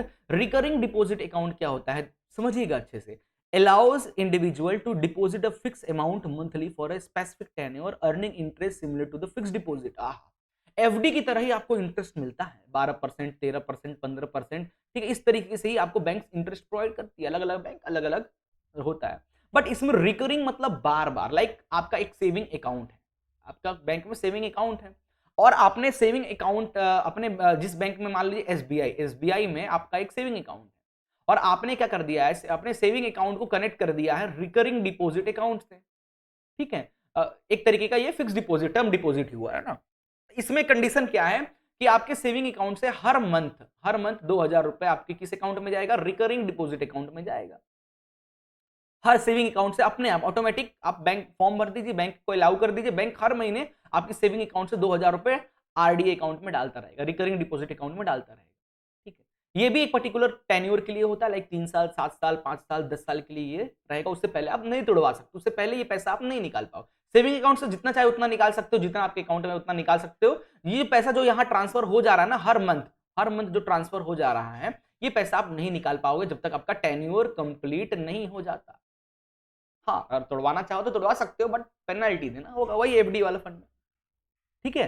फीचर्स क्या है, टेन्योर रेंजेस फ्रॉम 6 मंथ से 10 साल के लिए होता है, फिक्स मंथली डिपॉजिट रिक्वायर्ड है, हर महीने आपको यहाँ पे पैसा जमा करना पड़ता रहता है। प्री मैच्योर विड्रॉल अलाउ होता है बट कुछ पेनल्टी देना पड़ेगा, ठीक है। बेनिफिट क्या है, एनकरेजिंग डिसिप्लिन सेविंग, डिसिप्लिन की हर महीने 2,000 रुपए अपने को जाना ही जाना है। एक मन में टेंशन रहेगा यार मेरे सेविंग अकाउंट में पैसा नहीं है, लेकिन इस महीने का रिकरिंग में 2,000 रुपए जाएगा, क्या करूं, कहीं से तो अरेंज करके सेविंग में डालूं ताकि वहां से पैसा कट जाए। एक हैबिट, डिसिप्लिन हैबिट बनाता है ताकि आप कुछ सेविंग का एक जोरदार, मतलब बहुत बेहतरीन है यार, बहुत बेहतरीन है, हम जैसे लोग के लिए तो बहुत बेहतरीन है भाई, अपन बहुत खर्चीले इंसान, अपन सोचते हैं अरे निकाल लो यार क्या देख लेंगे, नहीं भैया, बहुत डिसिप्लिन तरीके से सेविंग करना सिखाता है आपको रिकरिंग डिपॉजिट अकाउंट, ठीक है। और जब आपको पैसा मिलेगा ना तब तो आप सोचोगे भैया हमने डिसिप्लिन थे हम, तो आज इतना पैसा है हमारे पास, ठीक है। तो ये सब फंडा चलता है। Suitable for people with regular income, ये सबसे बेस्ट उनके लिए होता है जो जिनको रेगुलर इनकम हो रहा हो, लाइक जो लोग जॉब कर रहे हैं, सैलरी उनको मिल रही है, गवर्नमेंट प्राइवेट वालों की बात नहीं करूंगा, प्राइवेट वाले के साथ क्या होता है भैया नौकरी है आज नहीं है कल, तो उनके लिए रेगुलर इनकम क्या ही बोला जाए, बट गवर्नमेंट प्राइवेट वालों के लिए भी होता है, मजाक कर रहा हूँ, ऐसा नहीं सबको लात मार के भगा ही दिया जाएगा प्राइवेट जॉब से, लेकिन समझ के रखो जॉब वाले लोगों के लिए बेस्ट होता है, जिनको सैलरी मिलती है भाई, हर महीने अकाउंट में सैलरी आ रही है, उसमें से 2,000 चला जाएगा उधर, क्या दिक्कत है, सेविंग भी हो गई, पता भी नहीं चला आपको, चलेगा बेटा करो तो चलो अगला है suitable for those looking to save systematically for future financial goal. आपका जो भी फ्यूचर गोल है भैया, बेटी की शादी करानी है, बेटा का शादी कराना है, पढ़ाई लिखाई, इलाज, पापा मम्मी का जिम्मेदारी, ये सब आपका बढ़िया इससे हो जाए, ठीक है। चलिए आगे चलते हैं। नेक्स्ट है हमारा लास्ट है आपकी बुक में जो लिखा हुआ री इन्वेस्टमेंट डिपोजिट, री इन्वेस्टमेंट डिपोजिट, ये थर्ड टाइप का टर्म डिपॉजिट अकाउंट होता है, term deposit account, third type का टर्म डिपॉजिट अकाउंट। ठीक है, क्या है इसमें जरा पढ़ते हैं जरा। इंटरेस्ट इज कंपाउंडेड क्वार्टरली, हर 4 महीने पे आपका जो इंटरेस्ट होगा उसको कंपाउंड करके नेक्स्ट 4 महीने के लिए बढ़ा दिया जाएगा। पेड ऑन मैच्योरिटी, जब तक आपकी मैच्योरिटी 3 साल के लिए आपने ओपन कराया था, हर क्वार्टरली हर 4 मंथ पे आपका जो इंटरेस्ट है ना वो कंपाउंड होता है, जुड़ता जाएगा नेक्स्ट 4 मंथ के लिए। इस तरीके से चलता है। Along with the principal amount of the deposit, जो भी आपका अकाउंट में पैसा है वो प्रिंसिपल अमाउंट कहलाता है। जो भी आपके अकाउंट में पैसा आप डालते हो ना वो आपका प्रिंसिपल अमाउंट होता है। उस पर 4 महीने में जो इंटरेस्ट मिला उसी इंटरेस्ट को अगले 4 महीने के लिए कंपाउंड एक साथ वो जोड़ दिया जाएगा। लाइक समझो ना ऐसा, जैसे क्या कह रहा है, एग्जांपल दिया, एक कस्टमर है वो डिसाइडेड करता है that any amount in has saving account in excess of 50,000 be automatically transferred to the fixed deposit account. ये जो री इन्वेस्टमेंट होता है भाई, उसने क्या बैंक को निर्देश दे रखा है कि भैया सुनो, मेरे अकाउंट में जब भी 50,000 से ज्यादा होगा उन सारे पैसे को मेरे फिक्स डिपॉजिट वाले में डाल देना। ठीक है, इस तरीके से if the balance in his account rises 80,000, मान लो जब 50,000 के ऊपर गया तो 80,000 हुआ जैसे उसके अकाउंट में आया, बैंक कट से 30,000 रुपए कहां डाल देगा, transfer to the fix deposit account में डाल देगा। This amount will be transferred back to his saving account if he needs to the withdrawal. जब जरूरत है आप निकालना चाहते हो तो उसको वापस से ट्रांसफर करके निकाल सकते हो, बट एक टेन्योर होता है 3 साल 7 साल, उससे पहले तोड़ोगे तो पेनल्टी लगेगी। वही वाला फंडा हर जगह है। क्लियर है? चलिए नेक्स्ट है, कुछ फीचर्स है फिक्स डिपॉजिट अकाउंट के, कुछ अच्छी चीजें हैं जो आपकी बुक में लिखा है। पहला मेन पर्पस होता है फिक्स डिपॉजिट अकाउंट का, एक इंडिविजुअल को हायर इंटरेस्ट रेट अर्न करने में हेल्प करे, एक्स्ट्रा मनी अर्न करने में हेल्प करता है। The amount can be deposited only once, एक बार यहाँ पे पैसा डालना होता है। फिक्स डिपॉजिट एफडी की बात कर रहा हूँ। अच्छा, एफडी भी 3 टाइप का आपको मैंने समझाया। ओके, तो एफडी अकाउंट में 3 टाइप का है जिसमें रिकरिंग वगैरह भी है, उसको अगर थोड़ा सा इग्नोर करो थोड़ी देर के लिए, तो amount can be deposit only once, एक बार पैसा डालना है एक पर्टिकुलर टाइम पीरियड के लिए, बस हो गया। ठीक है, the period of fix deposit range between 15 दिन से 10 साल तक करा सकते हो। हायर इंटरेस्ट रेट आपको मिलता है यहाँ पे, the interest may be vary as per the amount period and format. ऐसा नहीं है, इंटरेस्ट रेट थोड़ा कम ज्यादा भी होता रहता है। लाइक आप 50,000 रुपए दे रहे हो तो कम इंटरेस्ट बैंक बोला, वो बैंक बोल रहा कि अरे सर सुनिए तो यार, आप 5 लाख रुपए डाल दो एफडी में, हम आपको ना 15 दिन 12-13 देते हैं, आपको 16% दे देंगे इंटरेस्ट, 5 लाख एक बार में डाल दो। बैंक के लिए तो बड़े बढ़िया है ना, बैंक उस 5 लाख से 3 साल में आपको 5 लाख का 15% आपको, मान लो 5 लाख आपने दिया, 3 साल बाद आपको 6 लाख रुपए मिले, बैठे बैठा 1 लाख एक्स्ट्रा हो गया ना, मान लो इतना नहीं, ठीक है। लेकिन बैंक उससे कितना कमाया होगा, 5 लाख से बैंक ना बेटा 25-50 लाख कमाया होगा, आपको कितना दे रहा है, मात्र 6 लाख। बैंक कितना कमा रहा है उससे आपको क्या लेना, बैंक का दिमाग है तो कमाया है, आपके पास होता तो आप ही कमा लो, है ना। तो आप क्या है भैया डाल दो भैया, अपन तो बैठे रहेंगे, आना चाहिए इतना इंटरेस्ट, तो भाई थोड़ा सा तो समझना पड़ेगा, है ना। चलिए आगे चलते हैं। Withdrawal before maturity are not allowed, FD में बताया हूं, अगर ऐसा कुछ करोगे तो in such cases the bank deducted 1% पर, है ना, और ये वेरी करता है अदर बैंक्स में ये परसेंटेज अलग होता है। 1% 1.2% आपका पेनल्टी काट लेगा, तो ध्यान रखना है। ठीक है, a fixed deposit receipt is issued for 3 year at the interest rate 9%. If after 1 year a depositor want to pre-mature, bank will pay interest at 8% only, because interest payable on the 1 year deposit was 9%, out of 9% 1% penalty will be deducted।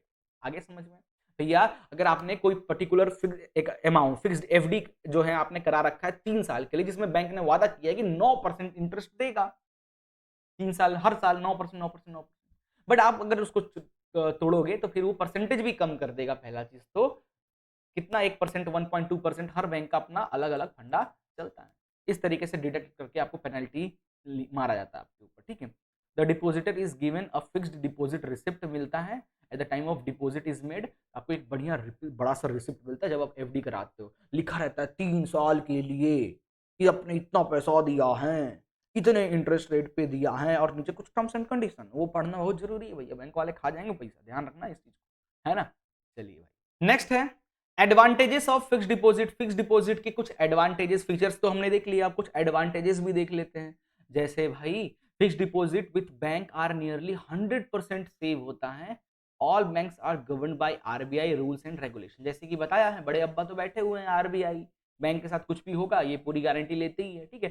So bank deposit are among the safest mode of investment. पहला चीज तो घर में पैसा रखने से बेहतरीन है बैंक में रख दो, तो घर में सेफ्टी नहीं है, आप दिन भर घर में नहीं रहते हो, रात बेरात सोए हो, आगे घुस के गन पे कनपट्टी पे गन रख के बोला निकाल पैसा, निकालना पड़ जाएगा बेटा, है ना। बैंक पे ये सब फंडा नहीं होता है, और कभी हो भी जाता है तो आरबीआई है ना, इंश्योरेंस है, उससे पैसा आपको पैसा आपको मिल जाएगा, ठीक है। One can get loan up to 75 to 90% of the deposit amount. और दूसरा चीज भाई, इमरजेंसी पे अगर आपको लोन चाहिए ना, तो बैंक आपका, मान लो बैंक में अकाउंट में आपका कितना पैसा है, 1 लाख रुपए है, तो उसका 70% 75% लाइक 75,000, 1 लाख रुपए रखे हो तो 75,000, 80,000, 90,000, इतना लोन भी आपको बैंक दे देता है। घर में पैसा रखे होगे, इमरजेंसी पड़ा, कहाँ से लाओगे, ठीक है। तो आपके अकाउंट में पैसा रखने से क्या होता है ना, जेन्युइन कस्टमर जब आप बन जाते हो ना किसी बैंक का, तो बैंक अच्छी अच्छी सर्विसेज आपको देने लगता है। क्लियर है।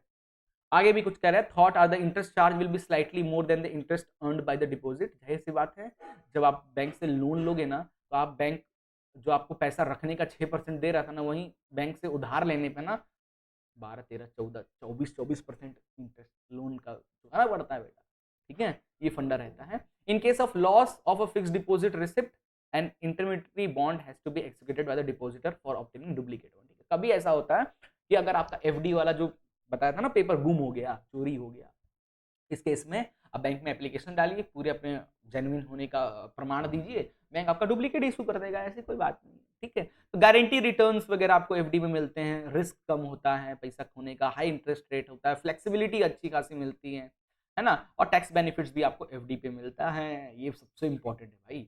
सेविंग अकाउंट में 50,000 से ऊपर गया, 2 लाख से ऊपर गया, तो भैया आपको टैक्स भरना पड़ेगा, सरकार का नियम आ चुका है, और मिडिल क्लास की तो लगा के रख दिया है, ठीक है। बट एफडी करा के रखियो तो इस पर अच्छे खासे टैक्स बेनिफिट्स वगैरह भी आपको देखने को मिलेगा कंपेयर टू द सेविंग और करेंट अकाउंट, ठीक है। चलिए आगे चलते हैं, factor affecting the rate of interest. अच्छा, जो रेट ऑफ इंटरेस्ट है, जो अलग अलग बैंक दावा करती है कि हम आपको इतना रेट ऑफ इंटरेस्ट देंगे, ऐसा देंगे वैसा देंगे, किस किस फैक्टर, कभी कभी क्या होता है ना, इकोनॉमिक, जब देश की इकोनॉमी गिर रही होती है ना, तो फिर बैंक को मजबूरी में आपका ना जो इंटरेस्ट रेट भी गिराना पड़ता है। आप फिर नहीं कह पाओगे, आप बोलोगे जाके कि भैया मेरे एफडी में तो 9% लिखा था, तुम 7% इंटरेस्ट क्यों लौटा रहे हो, तो बैंक बोलेगा देश की इकोनॉमी की, सरकार आरबीआई उनको गवर्न करती है, खुद बोलती है भाई जब देश की इकोनॉमी धंधी पूरे चौपट हो चुका है, कमाई हो नहीं रही, देश की इकोनॉमी गिरती जा रही है ना, फॉरेन कंट्रीज में बैन लगा रखा है, इस केस में बैंक चाहे तो बिल्कुल आपका जो रिटर्न है ना वो कम कर सकती है। भाई ऐसा तो नहीं कर रही है ना कि आपने 50,000 डाला तो बैंक आपको 40,000 लौटा रही है, नहीं, 50,000 डाला, 9% इंटरेस्ट बोली थी, बट अगर देश की इकोनॉमी वगैरह इमरजेंसी लागू होता है ना, इस कंडीशन में बैंक चाहे तो इंटरेस्ट रेट कम करके भी आपको पैसा दे सकती है। इसमें आपको भैया ये टर्म कंडीशन में लिखा रहता है, इस चीज को ध्यान रखना है, ठीक है। तो ये आपको समझा दिया। पॉलिसीज ऑफ आरबीआई की कुछ पॉलिसीज हैं, जैसे जैसे बताया ना आपको, आरबीआई की कुछ कुछ पॉलिसीज होती है, like several norms and restriction होते हैं बैंक के ऊपर, है ना। According to RBI the cash reserve ratio, repo rate vary होता है, eventually the interest rate on the banking instrument including fixed deposit change होते रहते हैं। जैसे अपने मन चाह हर बैंक अपना नहीं बोल सकता इतना इंटरेस्ट देंगे, ज्यादा कस्टमर के लिए बोल दिए कोई बैंक भैया मैं तो 30% इंटरेस्ट दूंगा आपको, नहीं कर सकते भैया। बाकी बैंक क्या पागल बैठी है क्या, जो 6-7%, 8% दे रही है, फिर उनके पास तो कस्टमर ही नहीं जाएंगे। तो मोनोपोली ना बने मार्केट में, इसलिए आरबीआई कुछ रिस्ट्रिक्शंस भी लगा के रखती है सारे बैंक्स पे, मिनिमम एंड मैक्सिमम का। फिर कह रहा है वही रेसेशन वगैरह कभी आता है, जैसे कोरोना के टाइम पे हो गया था, है ना। फिर आप इन्फ्लेशन कभी आता है, अचानक से आपका बढ़ जाता है कभी, तो ऐसा नहीं कि इंटरेस्ट रेट भी बढ़ जाएगा, कम हो जाएगा, है ना, कम हो जरूर हो जाएगा, बढ़ने वाला फंडा नहीं है सरकार के पास। अगर आज के टाइम पर देखा जाए, अगर कभी कुछ दिक्कत आती है, इमरजेंसी आती है ना भारत में, तो आप समझ लो कि आपका पैसा इंटरेस्ट रेट कम हो जाएगा। कुछ प्रॉब्लम आई तो आप सोचोगे भैया हमारे देश की इकोनॉमी अच्छी खासी इस साल बढ़ गई है, तो बैंक का इंटरेस्ट भी बढ़ जाना चाहिए, बैंक भी अच्छा कमाई कर रहा होगा। ना ना ना, 9% मतलब 9%, कम जरूर हो जाएगा, ज्यादा नहीं होगा, ये हमारी गवर्नमेंट है भाई, ठीक है। Current state of the economy जैसे ही बताया, ये सब कुछ इंपॉर्टेंट लाइंस है जो आपको ध्यान में रखना है।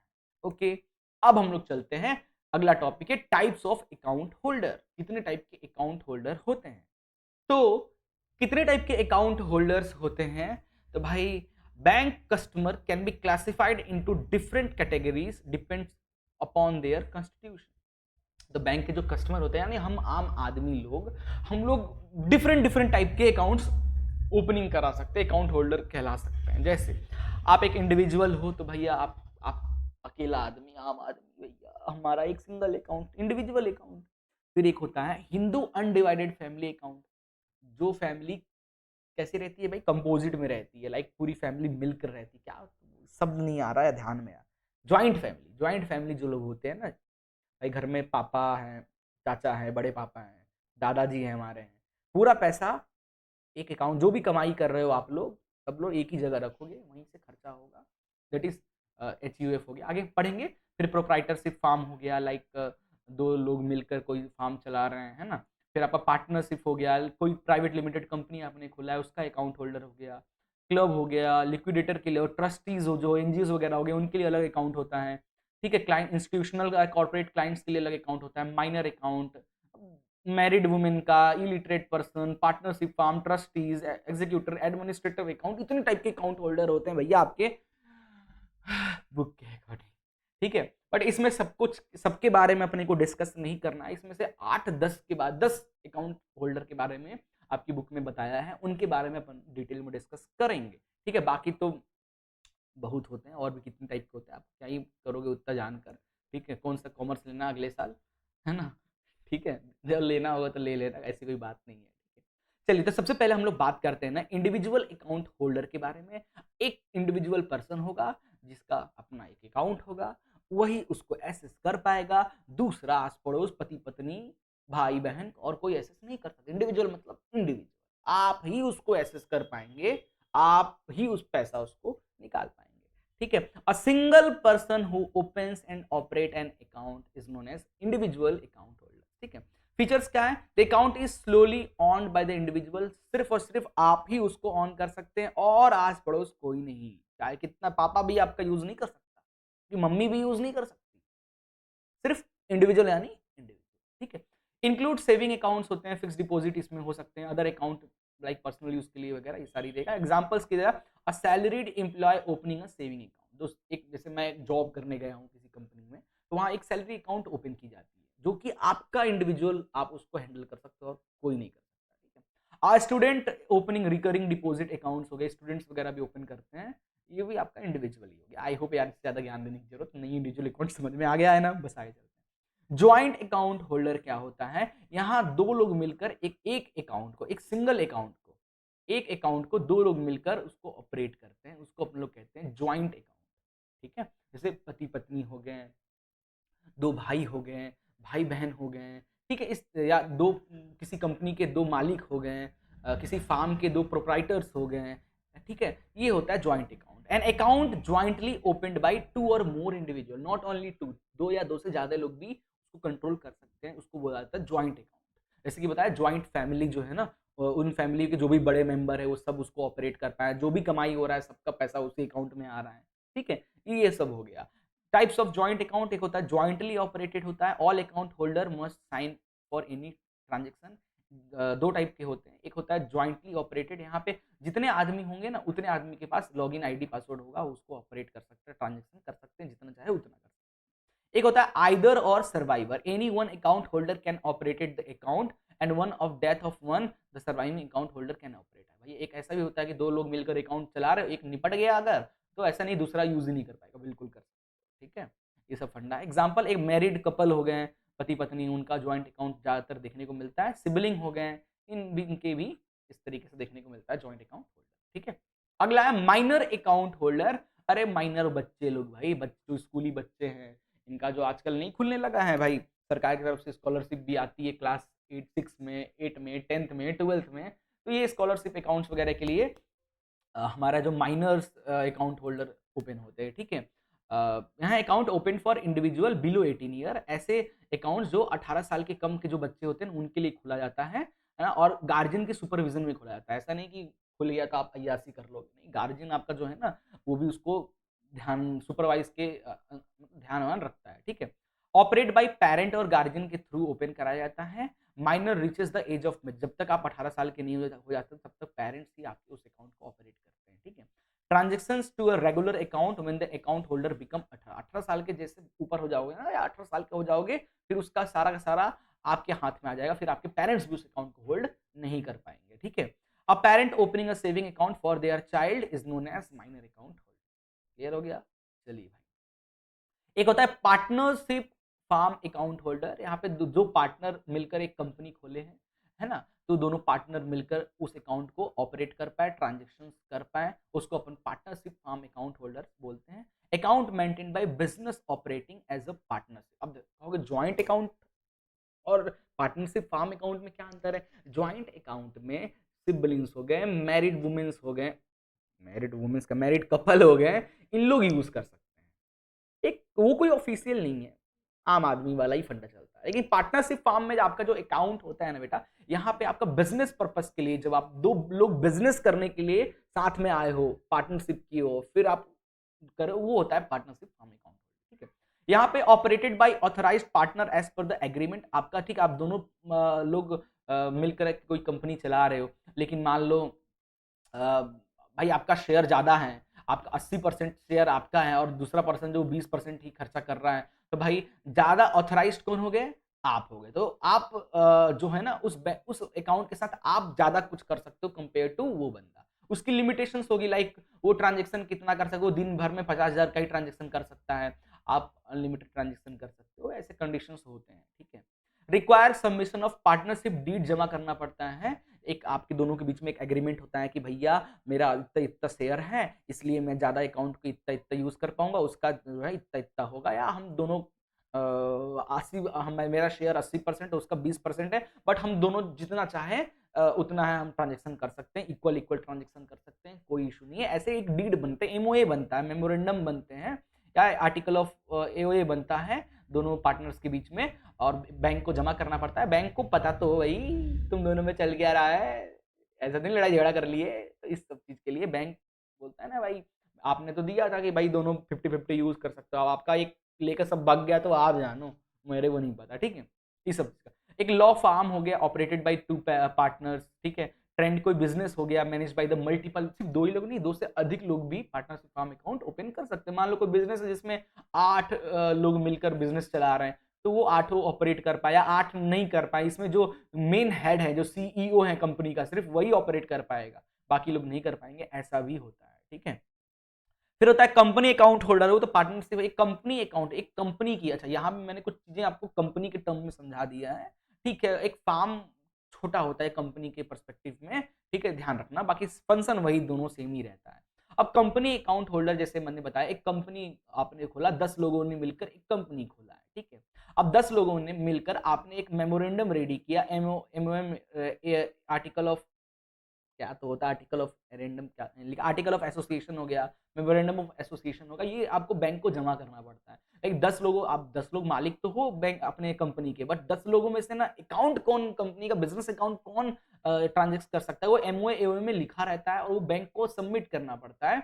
और बैंक फिर बोलता है कि भाई किसी एक को ही दो, 10 में से कोई एक ही बंदा होगा जो चेयरमैन होगा, उसका चेयरमैन कहलाएगा, या सीईओ कहलाएगा, या डायरेक्टर कहलाएगा, वही उसको ऑपरेट कर सकता है। बाकी लोग आपको भाई आपका हिस्सेदारी आपका है, बट बैंक ऑपरेट कौन कर सकता है? सिर्फ ये बंदा ही करेगा, जो आप लोगों ने मिलकर जिसको बनाया है, चेयरमैन या सीईओ। ठीक है, इस तरह account open by the name of registered company के नाम पे अकाउंट ओपन होता है, किसी पर्सनल आदमी के नाम पे ओपन नहीं होता है। ठीक है, रजिस्टर्ड कंपनी, जो कंपनी जब सरकार से रजिस्टर कर, जैसे आपका हो गया, बहुत सारी कंपनी हो गई ना, जैसे किसका किसका नाटा, रिलायंस प्राइवेट लिमिटेड हो गया, आईओसीएल प्राइवेट लिमिटेड हो गया, कितने सारे प्राइवेट लिमिटेड कंपनी हो गए, कंपनी के नाम के अकाउंट्स होते हैं। ठीक है, ध्यान रखिएगा। ऑपरेटेड बाय ऑथराइज सिग्नेटरी, जो ऑथराइज पर्सन होता है ना, वही सिर्फ ऑपरेट कर सकता है। और require submission of incorporate documents, bank को बताना पड़ता है, एमओए और एओए जमा करना पड़ता है बैंक में, जिसमें लिखा होता है साफ साफ कि हम 10 लोग हैं, हमारे इतने शेयर्स हैं, लेकिन हम मिलकर डिसाइड किए हैं कि ये हमारे जो बंदा है ये इसको ऑपरेट कर पाएगा, उसको पूरी छूट दी जाए हमारे अकाउंट का, एसएसएस का। तो इस तरीके से चीजें लिखी होती है कि बैंक भी तो गारंटी ले रहा है, तो बैंक को भी तो डर है 10 में से कोई एक लेके भाग गया पूरा पैसा, तो इसलिए ठीक है, आप अपनी तरफ से क्लियर करो तो बैंक भी सिक्योरिटी का ध्यान रखेगा। एक आईटी कंपनी हो गई जो अपने फाइनेंशियल ट्रांजेक्शन मैनेज करती है, एक मैन्युफैक्चरिंग कंपनी हो गई, ये सब अपना कंपनी अकाउंट होल्डर में आता है। ठीक है, एक होता है HUF, हिंदू अनडिवाइडेड फैमिली, जैसे नाम ही है हिंदू अनडिवाइडेड फैमिली, ऐसी फैमिली जो ज्वाइंट में रहती, ज्वाइंट फैमिली की बात कर, जिसमें चाचा दादा मामा पापा फूफा, इतना भी ज्यादा नहीं हो गया, ठीक है, इन सब लोग हैं, इन सब लोगों ने मिलकर एक ही अकाउंट इन्होंने खुला रखा है। जो भी भाई आपके चाचा जो भी कमा रहे हैं, आपके पापा जो भी बड़े पापा जो भी कमा रहे हैं, सारा पैसा इसी अकाउंट में रखा जाएगा। ठीक है, और इसको ऑपरेट कौन कर सकता है भाई, इसमें भी यहाँ भी आपको एक जमा करना पड़ता है कि इसको ऑपरेट कौन कर सकता है। क्या सारे लोग इसको ऑपरेट कर सकते हैं, जो जो लोग इन्वॉल्व हैं, या सिर्फ आपके घर का जो बड़ा पर्सन है, लाइक आपके दादाजी जो हैं, वही सिर्फ उसको ऑपरेट कर सकते हैं। ऐसे भी कंडीशंस होते हैं एचयूएफ अकाउंट होल्डर्स में। ठीक है, account open by Hindu undivided families for managing family wealth और बिजनेस के लिए, ऑपरेटेड बाय द कर्ता हेड ऑफ द फैमिली। आहा देखो लिखा है, कौन ऑपरेट करता है, जो फैमिली का जो हेड होता है ना, वो ऑपरेट उसको कर सकता है। Other member have no direct operational right. ठीक है, देखो लिखा है, ये चीज भी बता दी, बट आजकल इसका सिस्टम थोड़ा चेंज हो गया है। आप इसमें बताया ना, आपको एक एमओए जमा करना पड़ेगा, एक लिखित में आपको बैंक को इंस्ट्रक्शन देना होगा कि जनरली अकाउंट खुलवाओगे तो जो अकाउंट आपके घर का जो सबसे बड़ा सदस्य है, दादाजी, वही उसको ऑपरेट कर सकते हैं। बट अगर आप दादाजी ने एक लेटर लिख के बैंक को दे दिया कि भाई सुनो, ऐसा है कि मैं और जो मेरा बड़ा बेटा है या छोटा बेटा है या तीनों जो बेटे हैं वो भी यूज कर सकते हैं, उनके लिए भी परमिशन दीजिए, तो इसमें भी आपको ये सुविधा भी मिल जाती है, ऐसी बात नहीं है। ठीक है, a family on agricultural business जो हो गया, जैसे एक फैमिली है जो एक एग्रीकल्चरल बिजनेस चलाती है, जिसमें दादाजी हैं, पापा, चाचा, सब लोग मिलकर चला रहे हैं, तो उनका पैसा जो आ रहा है, तो उसको इस तरीके से, आई होप समझ गए होंगे। ठीक है, सेवंथ है गवर्नमेंट अकाउंट होल्डर, जो गवर्नमेंट एजेंसीज जो होती हैं हमारी, उनके लिए ये अकाउंट ओपन कराई जाती है, जिसमें गवर्नमेंट के पूरे ट्रांजेक्शन होते हैं। Account maintained by government department या एजेंसी जो है वही ऑपरेट करती है। किस लिए? Used for official government transaction, जो ऑफिशियल गवर्नमेंट ट्रांजेक्शन है वो करने के लिए। Require government authorized for operation, government authorized person ही उसको यूज कर पाएगा, सब लोग नहीं कर सकते हैं। जैसे एक municipal corporation managing public fund, भाई एक कॉर्पोरेशन है लाइक, और वहां पे एक गवर्नमेंट की कोई क्या तो खा जैसे मनरेगा, मनरेगा सुना होगा ना आपने, मनरेगा आपने सुना होगा ना, सोशल साइंस में पढ़े होंगे। मनरेगा क्या होता है, गवर्नमेंट वादा करती है कि हर क्षेत्र के 100 या 200 लोगों को नौकरी देगी, है ना, नौकरी इन द सेंस, मनरेगा में आपको पता है लेबर वर्क होता है जनरली, है ना, तो आपको पर दिन का इतना पैसा दिया जाएगा, ये फंडा होता है। अब मनरेगा सरकार ने जो मनरेगा अकाउंट ओपन करा रखा है, उसमें जब फाइनेंशियल ईयर आता है कि भाई इस साल एक इतना करोड़ रुपए एजुकेशन में जाएगा, इतना करोड़ मनरेगा में दिया जाएगा, इतना तो ये इनके अलग अलग इस तरीके से मनरेगा अकाउंट सरकार ने ओपन कर लिया। इसमें मान लो 12 करोड़ रुपए डाल दिया, इसने 12 करोड़ रुपए डाल दिया। अब मनरेगा के तहत जितने भी स्टेट में जो लोग काम करेंगे, उनको जो पैसा जाएगा ना, इसी मनरेगा अकाउंट से पैसा जाएगा। ठीक है, अच्छा इसको कौन ऑपरेट कर रहा है? मनरेगा एक एजेंसी है, एक डिपार्टमेंट है जो उसको वही उसको उस अकाउंट को ऑपरेट कर पाएगी, और कोई इसको छेड़छाड़ नहीं कर पाएगा। ठीक है, ऐसे फिर इंफ्रास्ट्रक्चर के लिए अलग होता है, एजुकेशन के लिए अलग हो गया। आप देख सकते हो जब फाइनेंशियल ईयर हमारा आता है तो सरकार डिसाइड करती नहीं है कि भाई इतना पैसा हम इस चीज के लिए दे रहे हैं, सरकार इस साल इतना पैसा इंफ्रास्ट्रक्चर में लगाएगी, इस साल एग्रीकल्चर को देगी, तो इसके जो अकाउंट्स होते हैं ना, उसी गवर्नमेंट अकाउंट होल्डर्स कहा जाता है। ठीक है, या हम विदेश से जो इंपोर्ट एक्सपोर्ट कर रहे हैं, सरकार जो करती है इंपोर्ट एक्सपोर्ट, उसके लिए जो हो गया, ये सारी चीजें यहाँ आएंगी। ओके, फिर आता है ट्रस्ट और एनजीओ अकाउंट होल्डर, जो एनजीओ वगैरह होते हैं ना हमारे, like non organization government organization जो हो गए, एनजीओ, ट्रस्ट हो गए, सोसाइटीज हो गई, इन ये जो अकाउंट्स ओपन करते हैं उनको एनजीओ या ट्रस्ट अकाउंट होल्डर कहा जाता है। ऑपरेट बाय ऑथराइज ट्रस्टीज और मेंबर्स जो होते हैं वो ऑपरेट करते हैं, लाइक एनजीओ का जो मेन हेड है वो यूज करेगा, या आपने जो ट्रस्टी हैं उनके जो लोग हैं वो यूज कर पाएंगे, या जो एनजीओ है, एनजीओ का जो लोग हैं वो यूज कर पाएंगे। ये ऐसे अकाउंट्स को अपन एनजीओ अकाउंट होल्डर्स या ट्रस्टी अकाउंट होल्डर कहते हैं। ठीक है, require submission of trust deeds और रजिस्ट्रेशन सर्टिफिकेट होना चाहिए आपके इसके लिए। लाइक अगर आपने कोई एनजीओ ओपन किया है तो सरकार से आपको ऐसा नहीं कि आपने बस आपका मन हुआ, आपने जनहित जारी में अपने एरिया में सेवा करने लग गए लोगों की, बढ़िया फंड भी आप दो चार अमीर लोग से फंड ले रहे हो इस नाम से कि भाई हम गरीबों की सेवा करते हैं, अपना आपने ग्रुप बना लिया, गैंग वैंग बना लिया और लगे चालू। बहुत लोग ऐसा घपला करते भी हैं, ऐसी बात नहीं है। बट आपका जो संस्था है, अब भाई आप चलो ठीक है मदद कर रहे हो, जनहित जारी में कर रहे हो, चीजें कर रहे हो, बट सरकार से आपको उसका परमिशन लेना पड़ता है, क्योंकि आपके पास काफी फंड आते हैं भाई। अमीर लोग आपका काम देखकर आपको अच्छा खासा फंडिंग देते हैं। ठीक है, आप उस फंड को कैसे यूज कर रहे हो, सरकार का नजर उस पर भी रहता है, इसलिए आप सर्टिफाइड होने चाहिए, तब आप उसका यूज कर सकते हो। ठीक है, एक चैरिटेबल ट्रस्ट हो गया, या जो डोनेशन वगैरह देते हैं, या एनजीओ हैंडलिंग प्रोजेक्ट हो गए, इन सब में आता है। ठीक है, अगला है भाई हमारा एनआरआई। एनआरआई अकाउंट होल्डर भी होता है भाई। नॉन रेसिडेंट इंडिया, ऐसे लोग, account opened by individual residing outside the India but maintaining financial ties with India. ऐसे लोग जो इंडिया के बाहर रखकर अपना बिजनेस या अपना काम करते हैं, बट इंडिया के साथ उनकी ट्रीटीज हैं, उनका लेन देन इंडिया के साथ हो रहा है, ऐसे लोग जो अकाउंट, उनको एनआरआईज बोलते हैं। ठीक है, वो इंडिया के ही हैं, बाहर जाकर कमाई कर रहे हैं, ऐसे कर रहे हैं, तो उनका अकाउंट इंडिया के हैं, तो कुछ तो होगा।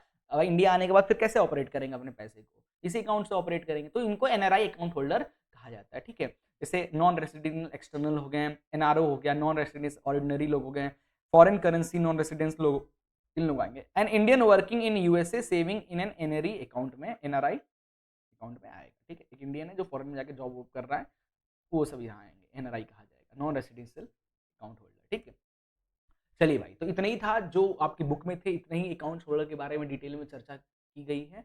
बाकी जो है हमारा जो नेक्स्ट टॉपिक है, ओपनिंग ऑफ अकाउंट, किस तरीके से अकाउंट को ओपन करना है या कराया कैसे जाता है।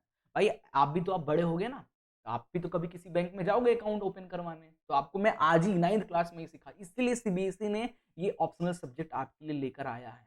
बहुत ही बेहतरीन सब्जेक्ट है यार, हर स्कूल में बैंकिंग एंड इंश्योरेंस एक ऑप्शनल सब्जेक्ट ना 9th 10th में आना ही आना चाहिए। देखो आईटी है, एग्रीकल्चर है, वो सब हर हर ऑप्शनल सब्जेक्ट की ना अपनी एक खासियत है, बट मेरे हिसाब से ना 2-3 सब्जेक्ट ऑप्शनल आने चाहिए 9th 10th में यार बच्चों को, क्योंकि आप मैच्योर हो जाते हो एक 9th क्लास में आने के बाद, और ये subject one of the best subject है यार, क्योंकि बहुत अदर ऑप्शनल सब्जेक्ट है, हो सकता है आपकी जिंदगी में कभी वो काम आए ना आए, लेकिन ये ऐसा सब्जेक्ट है ना, हर एक इंडिविजुअल की लाइफ में कभी ना कभी आप इस फेज से गुजरोगे। आप लोन लोगे, आप अकाउंट खुलवाओगे, अकाउंट का काम करोगे, बैंकिंग का काम करोगे ही करोगे। इसको तो कंपलसरी सब्जेक्ट कर दो 9 10th में यार, क्योंकि देखो 10th के बाद commerce, commerce subject, generally commerce के अंदर ये सारी चीजें आती हैं। अब आप चले गए 10th के बाद, देखो जो बच्चे कॉमर्स ले गए उनको तो बहुत ज्ञान है, साइंस वालों को तो ज्ञान ही कम ज्ञान होगा ना। बिल्कुल आप 11th 12th के साइंस के बच्चों से मिले, पूछना कि भैया दीदी आप एफडी अकाउंट के बारे में जानते हो, नहीं बता पाएंगे अगर उन्होंने 9 10th में उनका बैंकिंग एंड इंश्योरेंस नहीं होगा। कितने लोग जॉब वॉब कर लेते हैं, उनको जानकारी नहीं है कितने टाइप के इंश्योरेंस होते हैं, कितना अकाउंट्स क्या होते हैं, पता ही नहीं होता उनको, बैंकिंग सुविधाएं का लाभ ही नहीं उठा पाते हैं। तो आपको 9 10th में ये सुविधाएं मिल रही है ना, तो इसको यूटिलाइज करो, जोरदार तरीके से शेयर करो वीडियो को, अपने दोस्तों को बोलो अगले साल बैंकिंग ले, फालतू सब्जेक्ट नहीं। ठीक है, चलिए आगे चलते हैं। ओके, तो ओपनिंग अकाउंट के लिए सबसे पहले तो देखो, as per the know your customer KYC norms laid down by the reserve bank of India. तो भैया बैंक ओपन कराने के लिए ना आपका केवाईसी होना, सबसे पहला प्रोसेस यही होता है। लाइक आपका आधार कार्ड, पैन कार्ड, ये सब होना चाहिए। बैंक पहले आपको वेरीफाई करेगी, तभी आपको अकाउंट ओपन करेगी। ठीक है, अब आगे देखो, opening account and form filling, इसमें कुछ चीजें होती है जो आपको ध्यान रखना। लाइक अकाउंट ओपनिंग, एक आपको फॉर्म भरना होगा, फोटोग्राफ लगाना होगा, फोटो आइडेंटिटी डॉक्यूमेंट्स लगेंगे, एड्रेस डॉक्यूमेंट्स लगेंगे, उसके बाद जाकर आपका कहीं वेरिफिकेशन होगा, फिर अकाउंट खुलेगा। पूरा प्रोसेस थोड़ा डिटेल में डिस्कस करेंगे अपन। ठीक है, एलिजिबिलिटी फॉर ओपनिंग अकाउंट, सबसे पहले तो बोलते हैं अकाउंट अगर आपको ओपन कराना है किसी भी बैंक में, तो आपकी एलिजिबिलिटी क्या होनी चाहिए। सबसे पहले तो आप सिटीजन होनी चाहिए उस कंट्री के, जिस कंट्री में वो बैंक है जिसमें आप अकाउंट खुलवाना चाहते हो, यानी आप इंडिया के ही हो ना, तो इंडियन सिटीजन होने चाहिए, आपके पास प्रूफ होना चाहिए कि आप इंडियन हो, आधार कार्ड पैन कार्ड है ना, उसी से हो जाएगा। 18 साल के मिनिमम होने चाहिए, उससे आगे बड़े होने चाहिए। माइनर के लिए भी अकाउंट खुल सकता है, पेरेंट और इनके गार्जियन के अंदर। ठीक है, बिजनेस ऑर्गेनाइजेशन अगर आपका है तो sole proprietorship, partnership, companies, trust, NGO certificates वगैरह होना चाहिए, तो आप अपना बिजनेस पर्पज से भी अकाउंट ओपन करा सकते हो। अगर आप नॉन रेसिडेंशियल है, लाइक इंडिया के हैं बट आप बाहर जाकर जॉब वॉब करते हैं, तो एनआरआईज हो गया, आप बाहर विदेश से आप इंडिया आए हैं तो इंडिया में अकाउंट खुलवा रहे हैं, तो एनआरई हो गया, एनआरओ हो गया, तो ये सब अकाउंट आप ओपन करा सकते। इसके लिए आपके पास प्रूफ्स होने चाहिए आपके। ठीक है, पहला तो डॉक्यूमेंट यही हो गया, यही एलिजिबिलिटी क्राइटेरिया हो गया। क्लियर है, या तो आप इंडियन होने चाहिए, 18 साल से ऊपर होने चाहिए, माइनर का भी खुलता है, बिजनेस पर्पज से खुला रहे हो तो बिजनेस का रजिस्टर्ड होना जरूरी है। आप नॉन रेसिडेंशियल हो तो उसके लिए आपको उसका सर्टिफिकेट होना चाहिए, बस पहली एलिजिबिलिटी। आगे, document required for opening account, account open करने के लिए कौन कौन सा डॉक्यूमेंट लगेगा। सबसे पहले तो आपका पहला लगेगा आइडेंटिटी प्रूफ, कि भाई आप एक इंसान हो, रोबोट नहीं हो, और आप इंडिया के हो, इसके लिए आपका KYC, know your customer, KYC होना सबसे पहला प्रोसेस है, जिसमें आपका Aadhaar card, PAN card, voter ID, password, driving licence वगैरह होना चाहिए। इंडिविजुअल की बात कर रहा है, ठीक है। और कंपनी वगैरह हो तो कंपनी, अगर आप मान लो आपने किसी कोई प्राइवेट लिमिटेड रजिस्टर कराया है, कोई फार्म आपने रजिस्टर कराया है, तो उसके लिए आपका कंपनी का आधार कार्ड, कंपनी का भी आधार कार्ड तो नहीं होता है, कंपनी का पैन कार्ड होना चाहिए, ठीक है। कंपनी का पैन कार्ड हो गया, टैन कार्ड होता है एक, ठीक है। फिर आपका कंपनी का और डॉक्यूमेंट्स हो, एमओए हो गया, ठीक है, एओए हो गया, ये सब होना चाहिए। कंपनी सर्टिफाइड होना चाहिए, आपका सर्टिफिकेट होनी चाहिए, कंपनी का रजिस्टर्ड सर्टिफिकेट बोलते हैं, एमएसएमई से रजिस्टर्ड सर्टिफिकेट जो होता है, ये होना चाहिए। ये आपका आइडेंटिटी प्रूफ में हो जाएगा, ठीक है। फिर एड्रेस प्रूफ में आप यूटिलिटी बिल्स जैसे इलेक्ट्रिसिटी, गैस या वाटर बिल लगा सकते हो। कोई भाई, अगर आप बिल पेमेंट कर रहे हो यानी आप जेन्युइन पर्सन हो, रोबोट नहीं हो, ठीक है। रेंट एग्रीमेंट होना चाहिए, जहाँ भी अगर आप रहे, आपका घर है तो ठीक है, अच्छी बात है, घर का आप चीज़ें दिखा सकते हो, नहीं तो रेंट पे रहते हो तो रेंट एग्रीमेंट बना लो, है ना। आधार कार्ड, पासपोर्ट, ये सब आपका एड्रेस प्रूफ में ये भी यूज हो सकता है, ठीक है। एडिशनल डॉक्यूमेंट होते हैं कुछ एंटिटीज के लिए, अगर आपका पार्टनरशिप डीड है तो partnership deeds form register certificate होना चाहिए, मेमोरेंडम, एमओए, एओए वगैरह होना चाहिए, ट्रस्ट डीड्स होना चाहिए, ट्रस्टी हो, एनजीओ तो उसका सर्टिफिकेट वगैरह होना चाहिए, ठीक है। फोटोग्राफ की बात करें तो पासपोर्ट साइज फोटोग्राफ होता है अकाउंट होल्डर का, ठीक है। अच्छा, कंपनी ओपन करी तो कंपनी में जो भी पार्टनर होंगे उन दोनों का फोटोग्राफ लगेगा। इनिशियल डिपॉजिट भी आपको करने होंगे, जब बैंक ओपन होता है तो एक इनिशियल डिपॉजिट करना होगा। मिनिमम बैलेंस होता है अकाउंट को मेंटेन और चलाने के लिए, सेविंग का भी होता है, करेंट का भी होता है, हर चीज़ का आपको स्टार्टिंग में बताया है, ठीक है। अच्छा, for more details open chapter PDF by CBSE. Okay, CBSE ने जो आपको दे रखा है ना, जो चैप्टर बैंकिंग एंड इंश्योरेंस का, उसमें उसका पीडीएफ में ओपन करता हूँ, ठीक है। उसमें और भी ज़्यादा डिटेल में बताया गया, जरा एक बार जल्दी जल्दी स्क्रॉल कर लेते हैं, वैसे आइडिया तो हो ही गया होगा सबको, ठीक है, बट एक थोड़ा सा देख लेते हैं एक बार। तो ये लीजिए, मैंने भाई पीडीएफ ओपन कर लिया, आई होप आपको दिख रहा हो। तो यहाँ पे आप देख सकते हो अकाउंट ओपनिंग के लिए ना, यहाँ कुछ बताया है, जैसे अकाउंट फॉर इंडिविजुअल, यहाँ कैटेगरीज वाइज में अदर अदर बताया है। जैसे अगर आप एक इंडिविजुअल हो, अकाउंट खुलवाना है आपको, तो प्रूफ ऑफ आइडेंटिटी सबसे पहले पासपोर्ट होना चाहिए आपका, पैन कार्ड, वोटर आईडी, कुछ भी एक, सारे चीजें, ठीक है। वोटर आइडेंटिटी कार्ड हो गया, ड्राइविंग लाइसेंस हो गया, ठीक है। जॉब कार्ड, अगर आप नरेगा मनरेगा में काम कर रहे हो तो जो आपका मनरेगा कार्ड वगैरह बनता है वो, यूआईडीआई की तरफ से जब आधार कार्ड ओपन करते हैं, यूआईडीआई नंबर मिलता है, यूनिक आइडेंटिफिकेशन मिलता है गवर्नमेंट द्वारा, आधार नंबर वगैरह हो गया ये सब, जिसमें पूरा आपका नेम एड्रेस वगैरह लिखा होता है, ठीक है। आइडेंटिटी कार्ड हो गया आपका, लाइक बैंक सेटिस्फेक्शन हो गया आपका, किसी कॉलेज में काम करें तो कॉलेज का आईडी कार्ड वगैरह हो गया, ये सब भी आएगा। Letter of recognition, public authority और public servant verifying the identity. अगर कोई गवर्नमेंट, लाइक मान लो आपके पास आधार कार्ड, पैन कार्ड नहीं, पुराने ज़माने में होता भी नहीं था, तो आपको कौन वेरीफाई करता था? तो उस एरिया का जो सरपंच हो गया, एक गवर्नमेंट बॉडी होते हैं ना, सरपंच हो गया, पार्षद हो गया, वो लिख के दे देता था कि हाँ भैया यहीं का रहता है, यहीं एड्रेस है, यही मैं इसको वेरीफाई कर रहा हूँ, तो वही सब हो गया। एड्रेस प्रूफ पे आपका टेलीफोन बिल हो गया, बैंक अकाउंट स्टेटमेंट हो गया, उस पर लिखा होता है एड्रेस, ठीक है। तो ये एड्रेस प्रूफ हो गया, इलेक्ट्रिसिटी बिल, राशन कार्ड हो गया, एम्प्लॉयर का लेटर हो गया, ये सब में आपका हो जाता है इंडिविजुअल के लिए। अगर आप एक कंपनी चला रहे हो तो कंपनी का सर्टिफाइड इनकॉर्पोरेशन लेटर होना चाहिए, लाइक एमएसएमई सर्टिफाइड, जो कंपनी खुलवाते हैं तो पहले कंपनी के नाम को रजिस्टर कराते हैं ना, वो सर्टिफिकेट होना चाहिए आपका। एमओए होना चाहिए, एओए होना चाहिए, इसमें डीड्स लिखे होते हैं कि भाई कितना शेयर है, किसका पावर ज़्यादा रहेगा, कम रहेगा, ये सारी डिटेल लिखे होते हैं एमओए, एओए में, ठीक है। ये सारी चीज़ें रहती है। रिजोल्यूशन ऑफ बोर्ड डायरेक्टर्स के रिजोल्यूशन सर्टिफिकेट, वही एमओए, एओए हो गया, ठीक है। एक बोर्ड रिजोल्यूशन में मीटिंग्स वगैरह होती है ना, उसमें लिखा होता है कि इस महीने, इस ये साल कंप्लीट हो गया, अगले साल में मैं ये चीज़ इसको देना चाहता हूँ, वो होल्ड करेगा, इतना परसेंट होल्ड करेगा, ये सब लगता है। पावर ऑफ अटॉर्निटी किसके पास होगी, मान लो कभी कुछ होता है तो उस मेन बंदा कौन होगा जो उसको ऑपरेट कर पाए। पैन अलॉटमेंट लेटर, आपका जो कंपनी खुलती है, कंपनी का पैन कार्ड बनता है, बिल वगैरह जो होगा, इलेक्ट्रिसिटी बिल वगैरह जहाँ भी कंपनी होगी वो यूज़ कर सकते हो। और एक आपका पार्टनरशिप फार्म है, दो पार्टनर मिलकर छोटे मोटे फार्म चला रहे हैं, तो उसका लीगल नेम क्या है, उसका सर्टिफिकेट होना चाहिए, लाइक रजिस्ट्रेशन सर्टिफिकेट होना चाहिए अगर रजिस्टर्ड है तो। पार्टनरशिप डीड होना चाहिए, दोनों के बीच में क्या एमओए, पार्टनरशिप एमओए तो आपका उसमें हो जाता है कंपनीज में। पार्टनरशिप डीड में वही लिखा होता है भाई कौन ऑपरेट करेगा, कितना ऑपरेट करेगा, ये सारी चीज़ें। पावर ऑफ अटॉर्नी किसको मिली होगी, जो कुछ होने पे सबसे ज़्यादा किसकी बात मानी जाएगी, बैंक किसकी बात सुनेगा, पावर ऑफ अटॉर्नी हो गया, है ना। एनी ऑफिशियल वैलिड डॉक्यूमेंट्स भी हो गए आपके फार्म के लिए, telephone bill, name of firm, partners के डिटेल्स, ये सब हो जाते हैं, ठीक है। ट्रस्टी और एनजीओ वगैरह हैं तो वहाँ पे आपका आपका जो सर्टिफिकेट रजिस्ट्रेशन होना चाहिए, आपका जो भी एनजीओ या ट्रस्टी जो है रजिस्टर्ड होगा ना, सरकार ऐसे ही थोड़ी ना आपको करने देगी, आप भी अच्छी खासी फंड मिलती है एनजीओ वगैरह को। सर्टिफाइड पावर ऑफ अटॉर्निटी किसके पास हैं आपके में, बैंक वो आपसे मांगेगा। एक ऑफिशियल वैलिड डॉक्यूमेंट होना चाहिए जिसमें आपके ट्रस्टी बेनिफिशरीज जो हैं, आपको जो दान पुण्य कर रहे हैं, उनका डिटेल वगैरह होना चाहिए, ठीक है। रिजोल्यूशन ऑफ मैनेजिंग बॉडी, है ना, वही आपका रिजोल्यूशन एक लेटर होता है जिसमें आपके लोग मिलकर कहते हैं कि हमारा जो ट्रस्टी का पूरा फंड है ये बंदा ऑपरेट करेगा, हमारे कंपनी का ये है। टेलीफोन बिल वगैरह ये सब चीज़ें लगती है। प्रोप्राइटरशिप है जैसे, तो proof of name, registration certificate हो सकता है, सर्टिफिकेट हो सकता है, लाइसेंस हो सकता है म्यूनसिपल कॉर्पोरेशन से, sales and income tax return आप जो भरते हो वो डॉक्यूमेंट हो सकता है, वैट सर्टिफिकेट हो सकता है। तो license registers authority like certificate of practice, आप जो चला रहे हो, जो भी प्रैक्टिस कर रहे हो उसके लिए सर्टिफिकेट वगैरह गवर्नमेंट द्वारा मिलता है, तो वो सब आपके पास है। इस तरीके के डॉक्यूमेंट्स आप यूज़ कर सकते हो। तो ये सारी कुछ चीज़ें थी आपके जो ऑफिशियल जो पीडीएफ दिया गया है सीबीएसई के थ्रू, उसमें ये सारी चीज़ें बताई गई हैं, ठीक है। चलिए आगे चलते हैं। नेक्स्ट है हमारा account unique customer identification code. मैंने बताया है जब भी आप पैदा होते हो, तो आप जब सरकार के थ्रू रजिस्टर होते हो कि हाँ भाई मैं पैदा हो चुका हूँ, आ चुका हूँ दुनिया में, इंडिया में आ चुका हूँ, तो आपका एक यूनिक कस्टमर आइडेंटिफिकेशन कोड मिलता है। जब आप आधार कार्ड ओपन कराने जाते हो ना, तभी बनता है, वीवीआईडी ऐसे कुछ बोला जाता है, ठीक है। तो वहाँ से आपको सबसे पहले तो यही अलॉट करवाना रहेगा। क्लियर है? तो ये कुछ चीज़ें हैं इंपॉर्टेंट, आपको ध्यान में रखना है, ओके।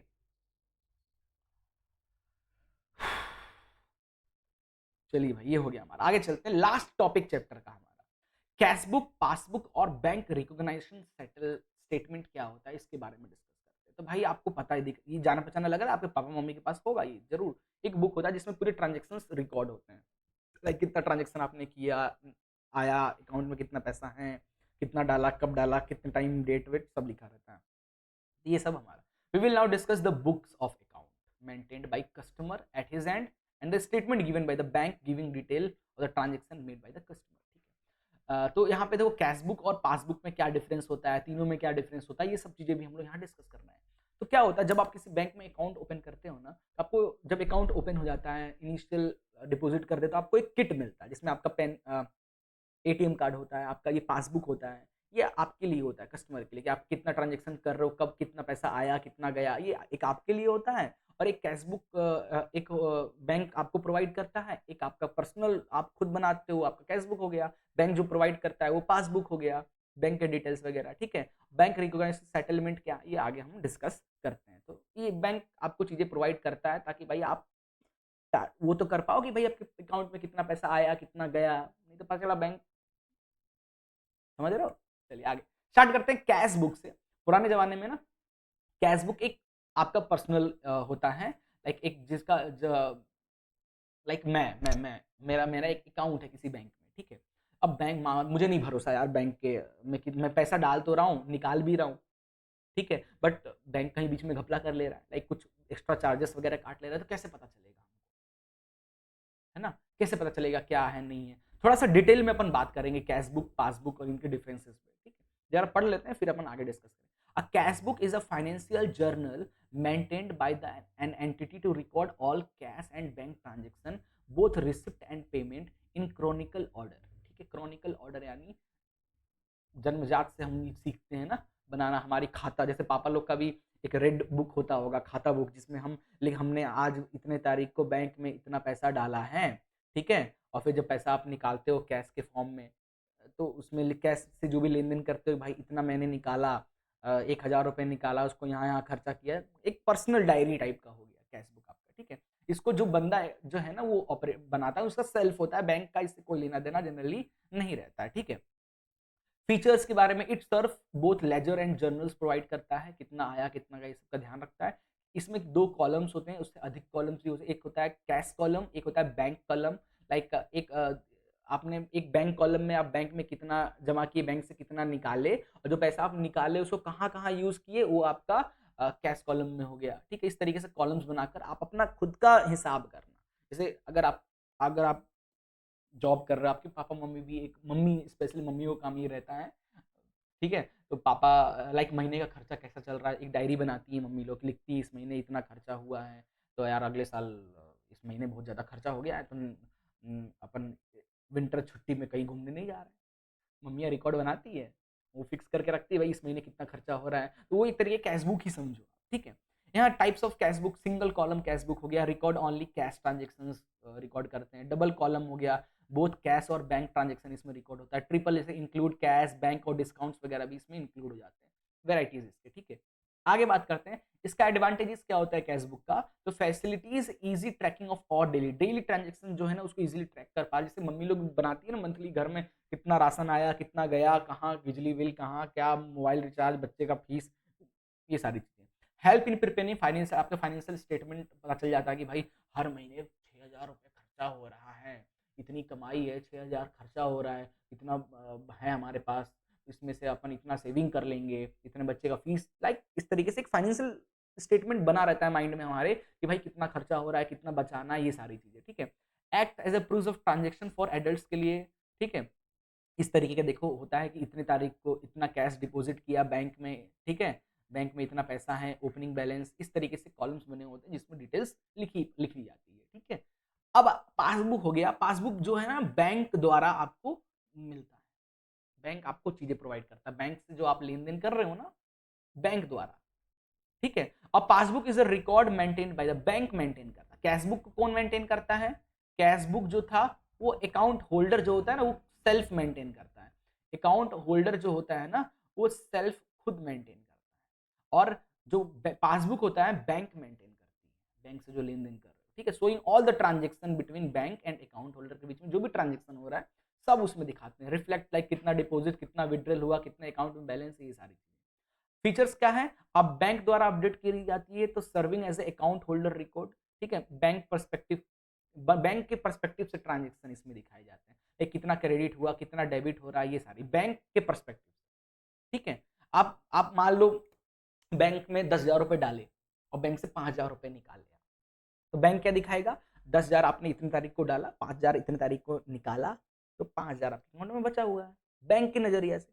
अच्छा, जो 5,000 आपने निकाला है उस 5,000 का आप क्या कर रहे हो, उस कैश का क्या कर रहे हो, फीस भर रहे हो, राशन में अयासी कर रहे हो, क्या कर रहे हो, बैंक बैंक को थोड़ी ना पता कि आप उस 5,000 का क्या कर रहे हो। तो वो जो डिटेल है ना कि लाइक फीस भरा हमने, राशन लिया, सब्जी लिया, ये किया वो किया, वो आप आपका पर्सनल हो गया, तो आप कैशबुक में मेंटेन करते हो, ठीक है। बैंक को पता ही नहीं, तो बैंक कहाँ, बैंक के पर्सपेक्टिव में आप पता ही नहीं आप उस 5,000 की अयासी कर रहे हो कि क्या कर रहे हो, समझ रहे हो, वो हो गया। Importance, help the account holder monitor there financial activities, account holder को इजीली होता है अपने फाइनेंशियल एक्टिविटीज को मॉनिटर करना। रिकॉग्नाइजेशन विद कैशबुक के साथ भी डील करने में हेल्प होता है कि लाइक बैंक बोल रहा है कि 15,000 अकाउंट में है, मेरे कैशबुक के अकॉर्डिंग यार 16,000 होना चाहिए, 1,000 का लफड़ा क्यों हो रहा है, ठीक है। तो ये सब होता है चीजें, बैंक पे भरोसा नहीं होता है, लाइक ऐसी बात नहीं भरोसा नहीं होता है, होता है, बेसिक इंसान है, कई सोच है, ठीक है। की टर्म्स इन पासबुक, पासबुक के बारे में कुछ इंपॉर्टेंट है। क्रेडिट अमाउंट, क्रेडिट का मतलब क्या होता है कि कितने अमाउंट डिपॉजिट आपने किया है, डेबिट का मतलब क्या होता है कितना आपने विड्रॉल किया, निकाला है, बैलेंस कितना आपका क्लोजिंग बैलेंस बचा हुआ है। लाइक अगर आपने किसी बैंक, एक बैंक है मान लो ये बैंक है, ठीक है, इस बैंक में आपने कितना डाला, 10,000 रुपए डाला है, तो ये आपका बैंक आपके क्रेडिट कॉलम में आपका बैंक दिखाएगा 10,000 रुपए CR क्रेडिट, ऐसा, ठीक है। अब मान लो उसमें से आपने 5,000 निकाल लिया, 5,000 निकाल लिया, तो एक कॉलम होता है डेबिट, पासबुक के अंदर आपको दिखेगा, उसमें दिखेगा 5,000 रुपए DR, ऐसा लिखा होगा, और कितने डेट भी लिखे होंगे भाई, इधर एक कॉलम और होता है, डेट भी लिखे होंगे, ठीक है। ये और उसके बाद एक कॉलम और होता है लास्ट में, कोने में एक कॉलम और दिखेगा आपको, ठीक है। जैसे ये हो गया ना, ये हो गया आपका भाई डेट हो गया, ये कैसे ट्रांजेक्शन किए, ये क्रेडिट हो गया, ये डेबिट हो गया, लास्ट में कितना अमाउंट बचा हुआ है, इसको बोलते हैं बैलेंस, कितना अमाउंट अब बचा हुआ है, ये सारा इस तरीके से, ठीक है। चलिए, क्या अब थोड़ा सा और डिटेल में समझते हैं कैशबुक और पासबुक को, अगर आपको नहीं क्लियर हुआ है तो। कैशबुक आपकी डायरी हो गई, खुद की पर्सनल डायरी, आप जो बैंक से 5,000 रुपए निकाल कर आप क्या कर रहे हो, बैंक को थोड़ी ना पता, बैंक को तो पता है कि आपने 10,000 दिया, 5,000 निकाला, बैंक के तो पास उतना ही रिकॉर्ड है, पासबुक में उतना ही दिखाएगा बैंक। अब वो 5,000 आपने जो निकाला उसकी कहाँ क्या कर रहे हो, that is your personal thoughts, personal खर्चा। तो आप अगर डायरी मेंटेन करते हो तो वो कैशबुक कहलाएगा। Think of the cashbook as your personal diary की तरह सोचो कि आपका एक पर्सनल डायरी जिसमें आप पूरा खर्चा अपना लिखते हो, ठीक है, where you write down all the financial transaction, ठीक है। It records every time you spend money, payment, receive money, जब भी आप पैसा आपको मिलता है, जब भी आप पैसा खर्चा करते हो, सारी चीजें आप लिखते हो, इस तरीके का एक मैनुअल होता है, ठीक है। की पॉइंट्स, कि हु मेंटेन, कौन मेंटेन करता है भाई, तो जो अकाउंट होल्डर जो होता है, जिसका अकाउंट होता है ना बैंक में, एक तो बैंक मेंटेन करता है, उसको पासबुक बोलेंगे, आप मेंटेन करोगे तो कैश बुक बोलेंगे। फार्म वगैरह करती है भाई, जो बड़े बड़े फार्म्स होते हैं ना, जो कंपनी होती है ना, वो भैया ये कैश बुक मेंटेन करती है, क्योंकि भाई कंपनी के पास, कंपनी ने बैंक से निकाल तो लिया 10,000 रुपए, 10,000 डाला, 5,000 निकाल, उस 5,000 का यूज कहाँ कर रहे हो, मालिक पूछेगा ना भाई 5,000 तुम बैंक से निकालो कहाँ यूज किए हो, तो आप दिखाओगे ना कि सर देखो इतने में 2,000 सैलरी दिया, ये टूट गया था तो इसको मंगाया, इसमें फ्यूल डलवाया, ये कैश बुक होता है। ठीक है, पर्सपेक्टिव किसके पर्सपेक्टिव से बनाया जाता है, तो आपके पॉइंट ऑफ व्यू, जो जिसका है ना, वो उसके पर्सपेक्टिव से बनाया जाता है। Debit when you get money, credit कब लिखते हो, व्हेन यू पे मनी। ठीक है, उल्टा डेबिट, क्रेडिट में व्हेन यू पे मनी, उल्टा क्यों लिख रहा है यार, ओके ठीक है ठीक है, हाँ हाँ भाई, डेबिट क्या हो जाएगा यहाँ पे, जब आपको मनी यहाँ पे व्हेन यू गेट मनी, और जब आपको मनी मिला है। क्रेडिट में क्या होगा, क्रेडिट में क्या लिखोगे, व्हेन यू पे मनी, जब आप किसी को पे करते हो तो लिखते हो ना भाई, क्रेडिट किया है कि एक जो पाँच, कैसे समझाया जाए इसको यार, आप थोड़ा कंफ्यूज हो रहे होगे यहाँ पे, क्रेडिट और डेबिट में कैश बुक में क्या होता है, आप ऐसा समझो कि लाइक आप एक 5,000, आपने 10,000, 5,000 रुपये आपने बैंक से निकाला है, 5,000 रुपये, 5,000 रुपये निकाला है, अब आप उसको कैश बुक में नोट कर रहे हो, कैश बुक में नोट कर रहे हो। ठीक है, अब कैश बुक में नोट कर रहे हो। अच्छा, अब जो खर्चा कर रहे हो 5,000 में, लाइक आपने फ्यूल डलवाया, एक फ्यूल डलवाया, तो कंपनी का ही काम था ना भाई फ्यूल, तो आप क्रेडिट में लिखोगे कि हमने 200 रुपए का फ्यूल डलाया। अच्छा, डेबिट में क्या लिखोगे, डेबिट में लिखोगे 5,000 रुपए आया है कैश बुक में, मतलब ऐसा समझो कि कैश बुक आपका बैंक हो गया। ठीक है, तो इस तरीके से फंडा इसका चलता है। वहीं पे बात करते हैं पासबुक, सॉरी पासबुक का, तो ये बैंक द्वारा, बैंक की डायरी होती है, बैंक के पर्सपेक्टिव से सारी चीजें होती है। ठीक, it reflect the bank credit and debit बताता है, कौन मेंटेन करता है, बैंक मेंटेन करता है आपके अकाउंट को, बैंक के पर्सपेक्टिव से। ठीक है, मनी जब भी आप अकाउंट में पैसा डालते हो उसको क्रेडिट कहते हैं, पॉजिटिव बैलेंस को, और जब आप निकालते हो नेगेटिव बैलेंस को अपन क्या बोलते हैं, डेबिट बोलते हैं। ये एक बेस सिंपल तरीका है कैशबुक और पासबुक को समझने के लिए। ठीक है, एक होता है बैंक रिकॉग्नाइजेशन स्टेटमेंट, इसमें क्या होता है, the bank reconciliation statement is a document prepared to reconcile the difference between the bank balance as per the cashbook and passbook। जैसे कि मैंने बताया ना, कई बार कंपनीज क्या होती है, कैशबुक बनाती है, आपने 5,000 रुपए निकाल तो लिए, उस 5,000 का क्या कर रहे हो, मालिक जब आपसे पूछेगा कि आपने 5,000 का किया क्या, तो आप बताओगे ना यहाँ यहाँ ये गया। अब मालिक क्या करेगा, आपसे कैशबुक लिया कि भाई आपने 5,000 रुपए का यहाँ यहाँ यूज किया, ठीक है, और अकाउंट दोनों को मैच कर रहा है, जब मालिक, कंपनी का मालिक है, फार्म का मालिक बैंक का पासबुक लिया, और आप उसके कर्मचारी हो, आपका कैशबुक लिया, दोनों को मिला रहा है तो घपला मिल रहा है, ओ भाई डिफरेंस आ रहा है, क्या आपका वो कर्मचारी ने कुछ घपला किया है क्या, पकड़ा जाएगा, कुछ भी इतना आसान नहीं होता। अच्छा, ये दोनों को रिकॉग्नाइज करना ना, एक अच्छा खासा जो अकाउंटेंट लोग होते हैं ना वही पकड़ पाते हैं, दिमाग के जो मैथमेटिकल आपको बहुत बेहतरीन होना चाहिए, नहीं तो बेच के खा जाएगा, आप मालिक हो, आपको पता नहीं चलेगा आपके पीठ पीछे पैसा कहाँ चला जा रहा है, बहुत ध्यान रखना पड़ता है। ठीक है, तो कैशबुक लिया, पासबुक लिया, दोनों कंपेयर कर रहा है, मालिक भाई 500 का घपला लग रहा है, पहले तो कर्मचारी कहा भैया 500 का घपला लग रहा है इसमें इसमें, वो बोलेगा नहीं सर, अब ऐसा ऐसा है, ये तो सही है, ऐसा है। तो फिर जब कर्मचारी आपका अपना एक्सक्यूज दे देता है, कि आपको उस कर्मचारी का एक्सक्यूज क्या लग रहा है, भाई ये तो सही कह रहा है, इसमें एकदम सही है, कैशबुक में, पासबुक में भी चीजें सही हैं, फिर ये डिफरेंस क्यों आ रहा है, फिर बैंक से पूछा जाता है, भाई बैंक से पूछा जाता है, भाई तुम हमको बताओ कि क्यों ये डिफरेंस आ रहा है, हमारे कैशबुक के अकॉर्डिंग 500 रुपए ज्यादा होना चाहिए, तुम्हारे अकॉर्डिंग तुम्हारा जो क्रेडिट डेबिट है उसके अकॉर्डिंग 500 रुपए कम आ रहा है। ठीक है, तो इसमें बैंक आपकी पूरे कैलकुलेशन को देख सकता है, आपके बैंक आपके पूरे कैशबुक और पासबुक को दोनों को मेंटेन करे, बैंक जो कर्मचारी ना वो उस चीज को हैंडल आउट करके आपको एक सर्टिफिकेट प्रोवाइड करता है कि हाँ सर, हमने आपके कैशबुक और चेकबुक पासबुक को दोनों को देखा है, अच्छे से समझा है, और उसके अकॉर्डिंग जो 500 रुपए का जो आपको लग रहा है ना, 500 रुपए का जो आपको माइनस लग रहा है कि कम ज्यादा है, वो एक्चुअल में ये फंडा है, इसकी वजह से आपको ऐसा कुछ दिख रहा है, ऐसा कुछ भी नहीं है, इस चीज की वजह से ऐसा हो रहा है। बैंक आपको एक का सर्टिफिकेट, जिसकी वजह से क्या होता है, कितने कर्मचारी बच जाते हैं, ये तो बैंड बजा देते हैं मालिक लोग। ठीक है, अब ये कारण क्या हो सकता है, क्या कारण हो सकता है कि भाई कर्मचारी भी सही था, बैंक भी सही था, फिर भी ये डिफरेंस आ रहा है।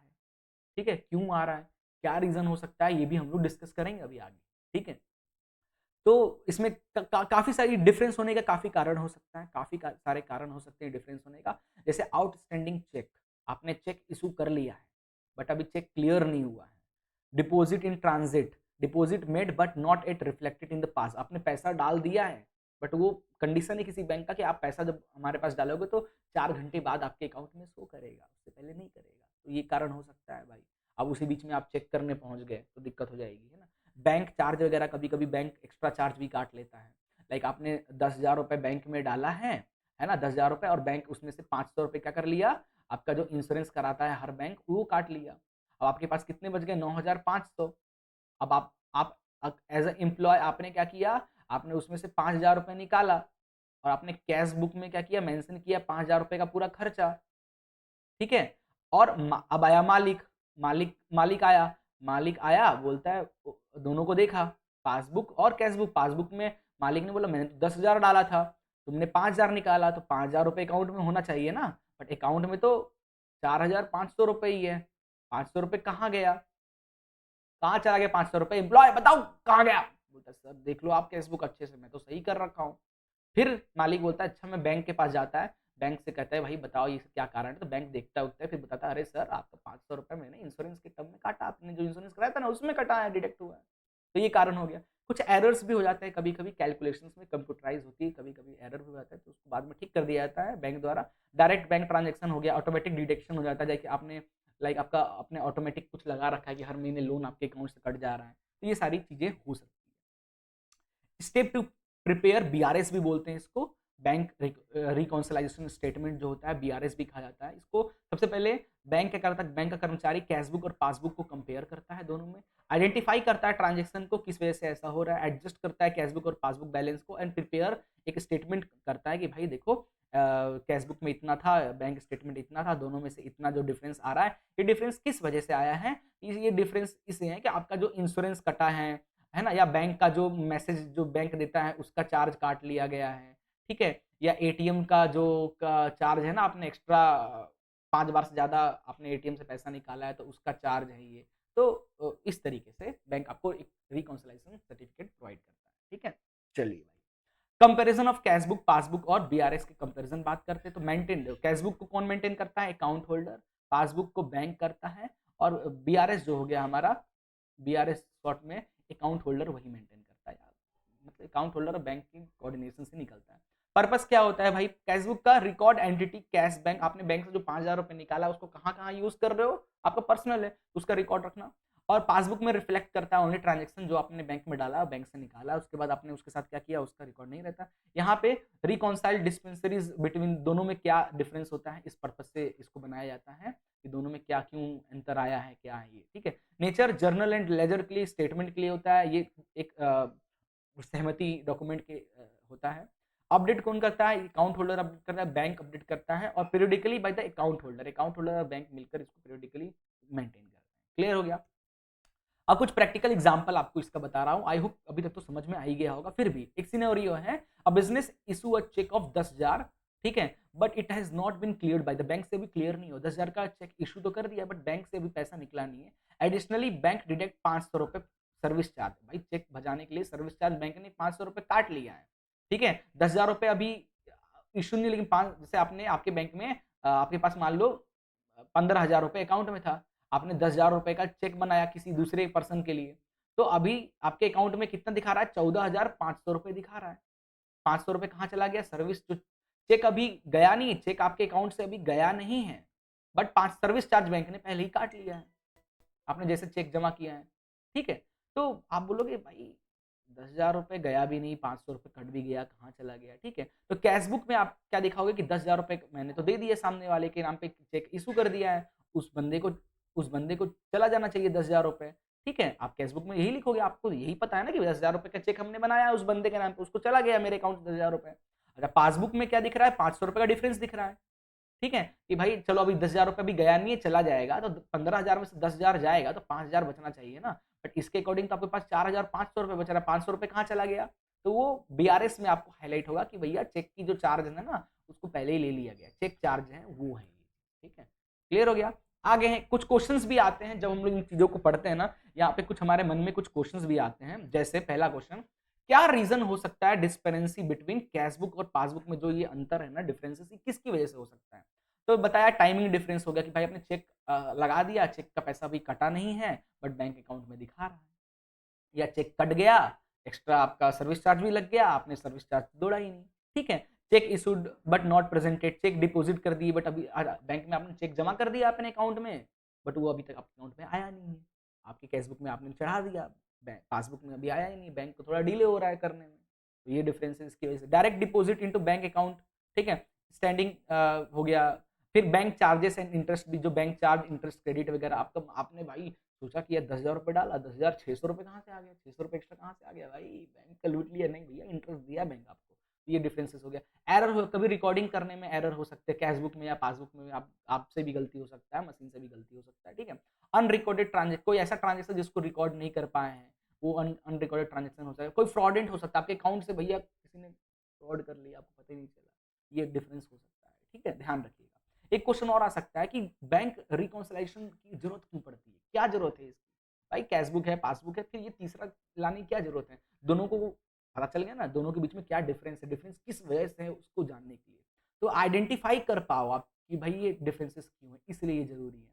एक्यूरेसी, आप आपका जो रिकॉर्ड है, कैशबुक और पासबुक का जो रिकॉर्ड है, दोनों में एक्यूरेसी बन रही है नहीं हो रही, इसके लिए कोई फ्रॉड तो नहीं हो गया, इसके लिए फाइनेंशियल प्लानिंग करने के लिए। कॉम्प्लायंस विद ऑडिटिंग रिक्वायरमेंट, जब आप एज अ कंपनी जब आप ऑडिट करते हो ना, साल में जब आप टैक्स वगैरह भरने जाना पड़ता है, ऑडिट करते हो, तो आपका पासबुक और कैशबुक दोनों आपको जमा करना पड़ता है। सरकार कंपेयर करती है कि आपको चोरी वोरी तो नहीं कर रहे हो टैक्स वैक्स का, ठीक है।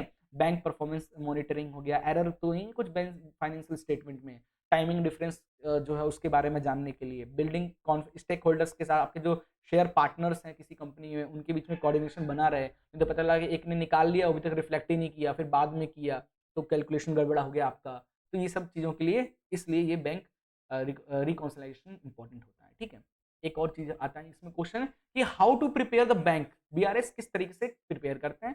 तो स्टार्ट विथ कैशबुक बैलेंस, पहले तो कैशबुक को चेक किया जाता है, फिर पासबुक को चेक करते हैं, दोनों को कंपेयर करते हैं, कितना डिपॉजिट हुआ, कोई आउटस्टैंडिंग चेक तो नहीं है, कोई रिकॉर्डेड ऐसा तो नहीं, cash not recorded cash book cash हो, आपने पैसा निकाल लिया, बैंक गलती हो गया। बैंक से होता है ना कभी कभी गलती से आपके अकाउंट में 1 लाख रुपए आ गया, ओ भाई कहाँ से आया, फिर बैंक उसको ठीक कर लेता है बाद में, ठीक है। बट होता है कई बार, न्यूज वगैरह में आपने सुना होगा, ये सारी चीजें हो गया। करेक्ट कोई एरर तो नहीं है, फाइनल रिकॉन्सिलेशन फिर रेडी होता है। ये सारी चीजें देखने के स्टेप फॉलो करने के बाद फाइनल रिकॉन्सिलेशन होता है, फिर वो एक सर्टिफिकेट इशू करते हैं जिसमें चीजें लिखा होता है क्यों ऐसा डिफरेंस आया, बस आप सेटिस्फाई हो तो बस हो गया, बच गया नौकरी आपके कर्मचारी का, ठीक है। भाई चार्ज में लगाया जाए जल्दी से, चलिए भाई। तो यहाँ पे होता है चैप्टर खत्म। तो भाई आई होप एक लाइक तो बनता है, आपको वीडियो जरूर पसंद आया होगा, नहीं पसंद आया तो फिर भी लाइक करके जाना यार। चैनल को सब्सक्राइब कर लीजिए ऐसे ही और वीडियोस के लिए। बाकी इस वीडियो की डिस्क्रिप्शन में आपको जो फर्स्ट लिंक है ना, उसमें आपको इस वीडियो की प्लेलिस्ट पूरी मिल जाएगी, आपको भटकने की जरूरत नहीं, चैनल पर ढूंढने, फर्स्ट लिंक ही आपकी इस वीडियो की प्लेलिस्ट आपको मिल जाएगा, जिसमें सारे चैप्टर्स आपको मिल जाएंगे, धीरे धीरे करके मैं ला रहा हूँ। बाकी इस चैप्टर का जो क्वेश्चन आंसर्स जो है ना, वो मैं आपको नेक्स्ट वीडियो में लेकर आऊंगा। ओके, चलिए फिर मिलते हैं, गुड बाय, टेक केयर।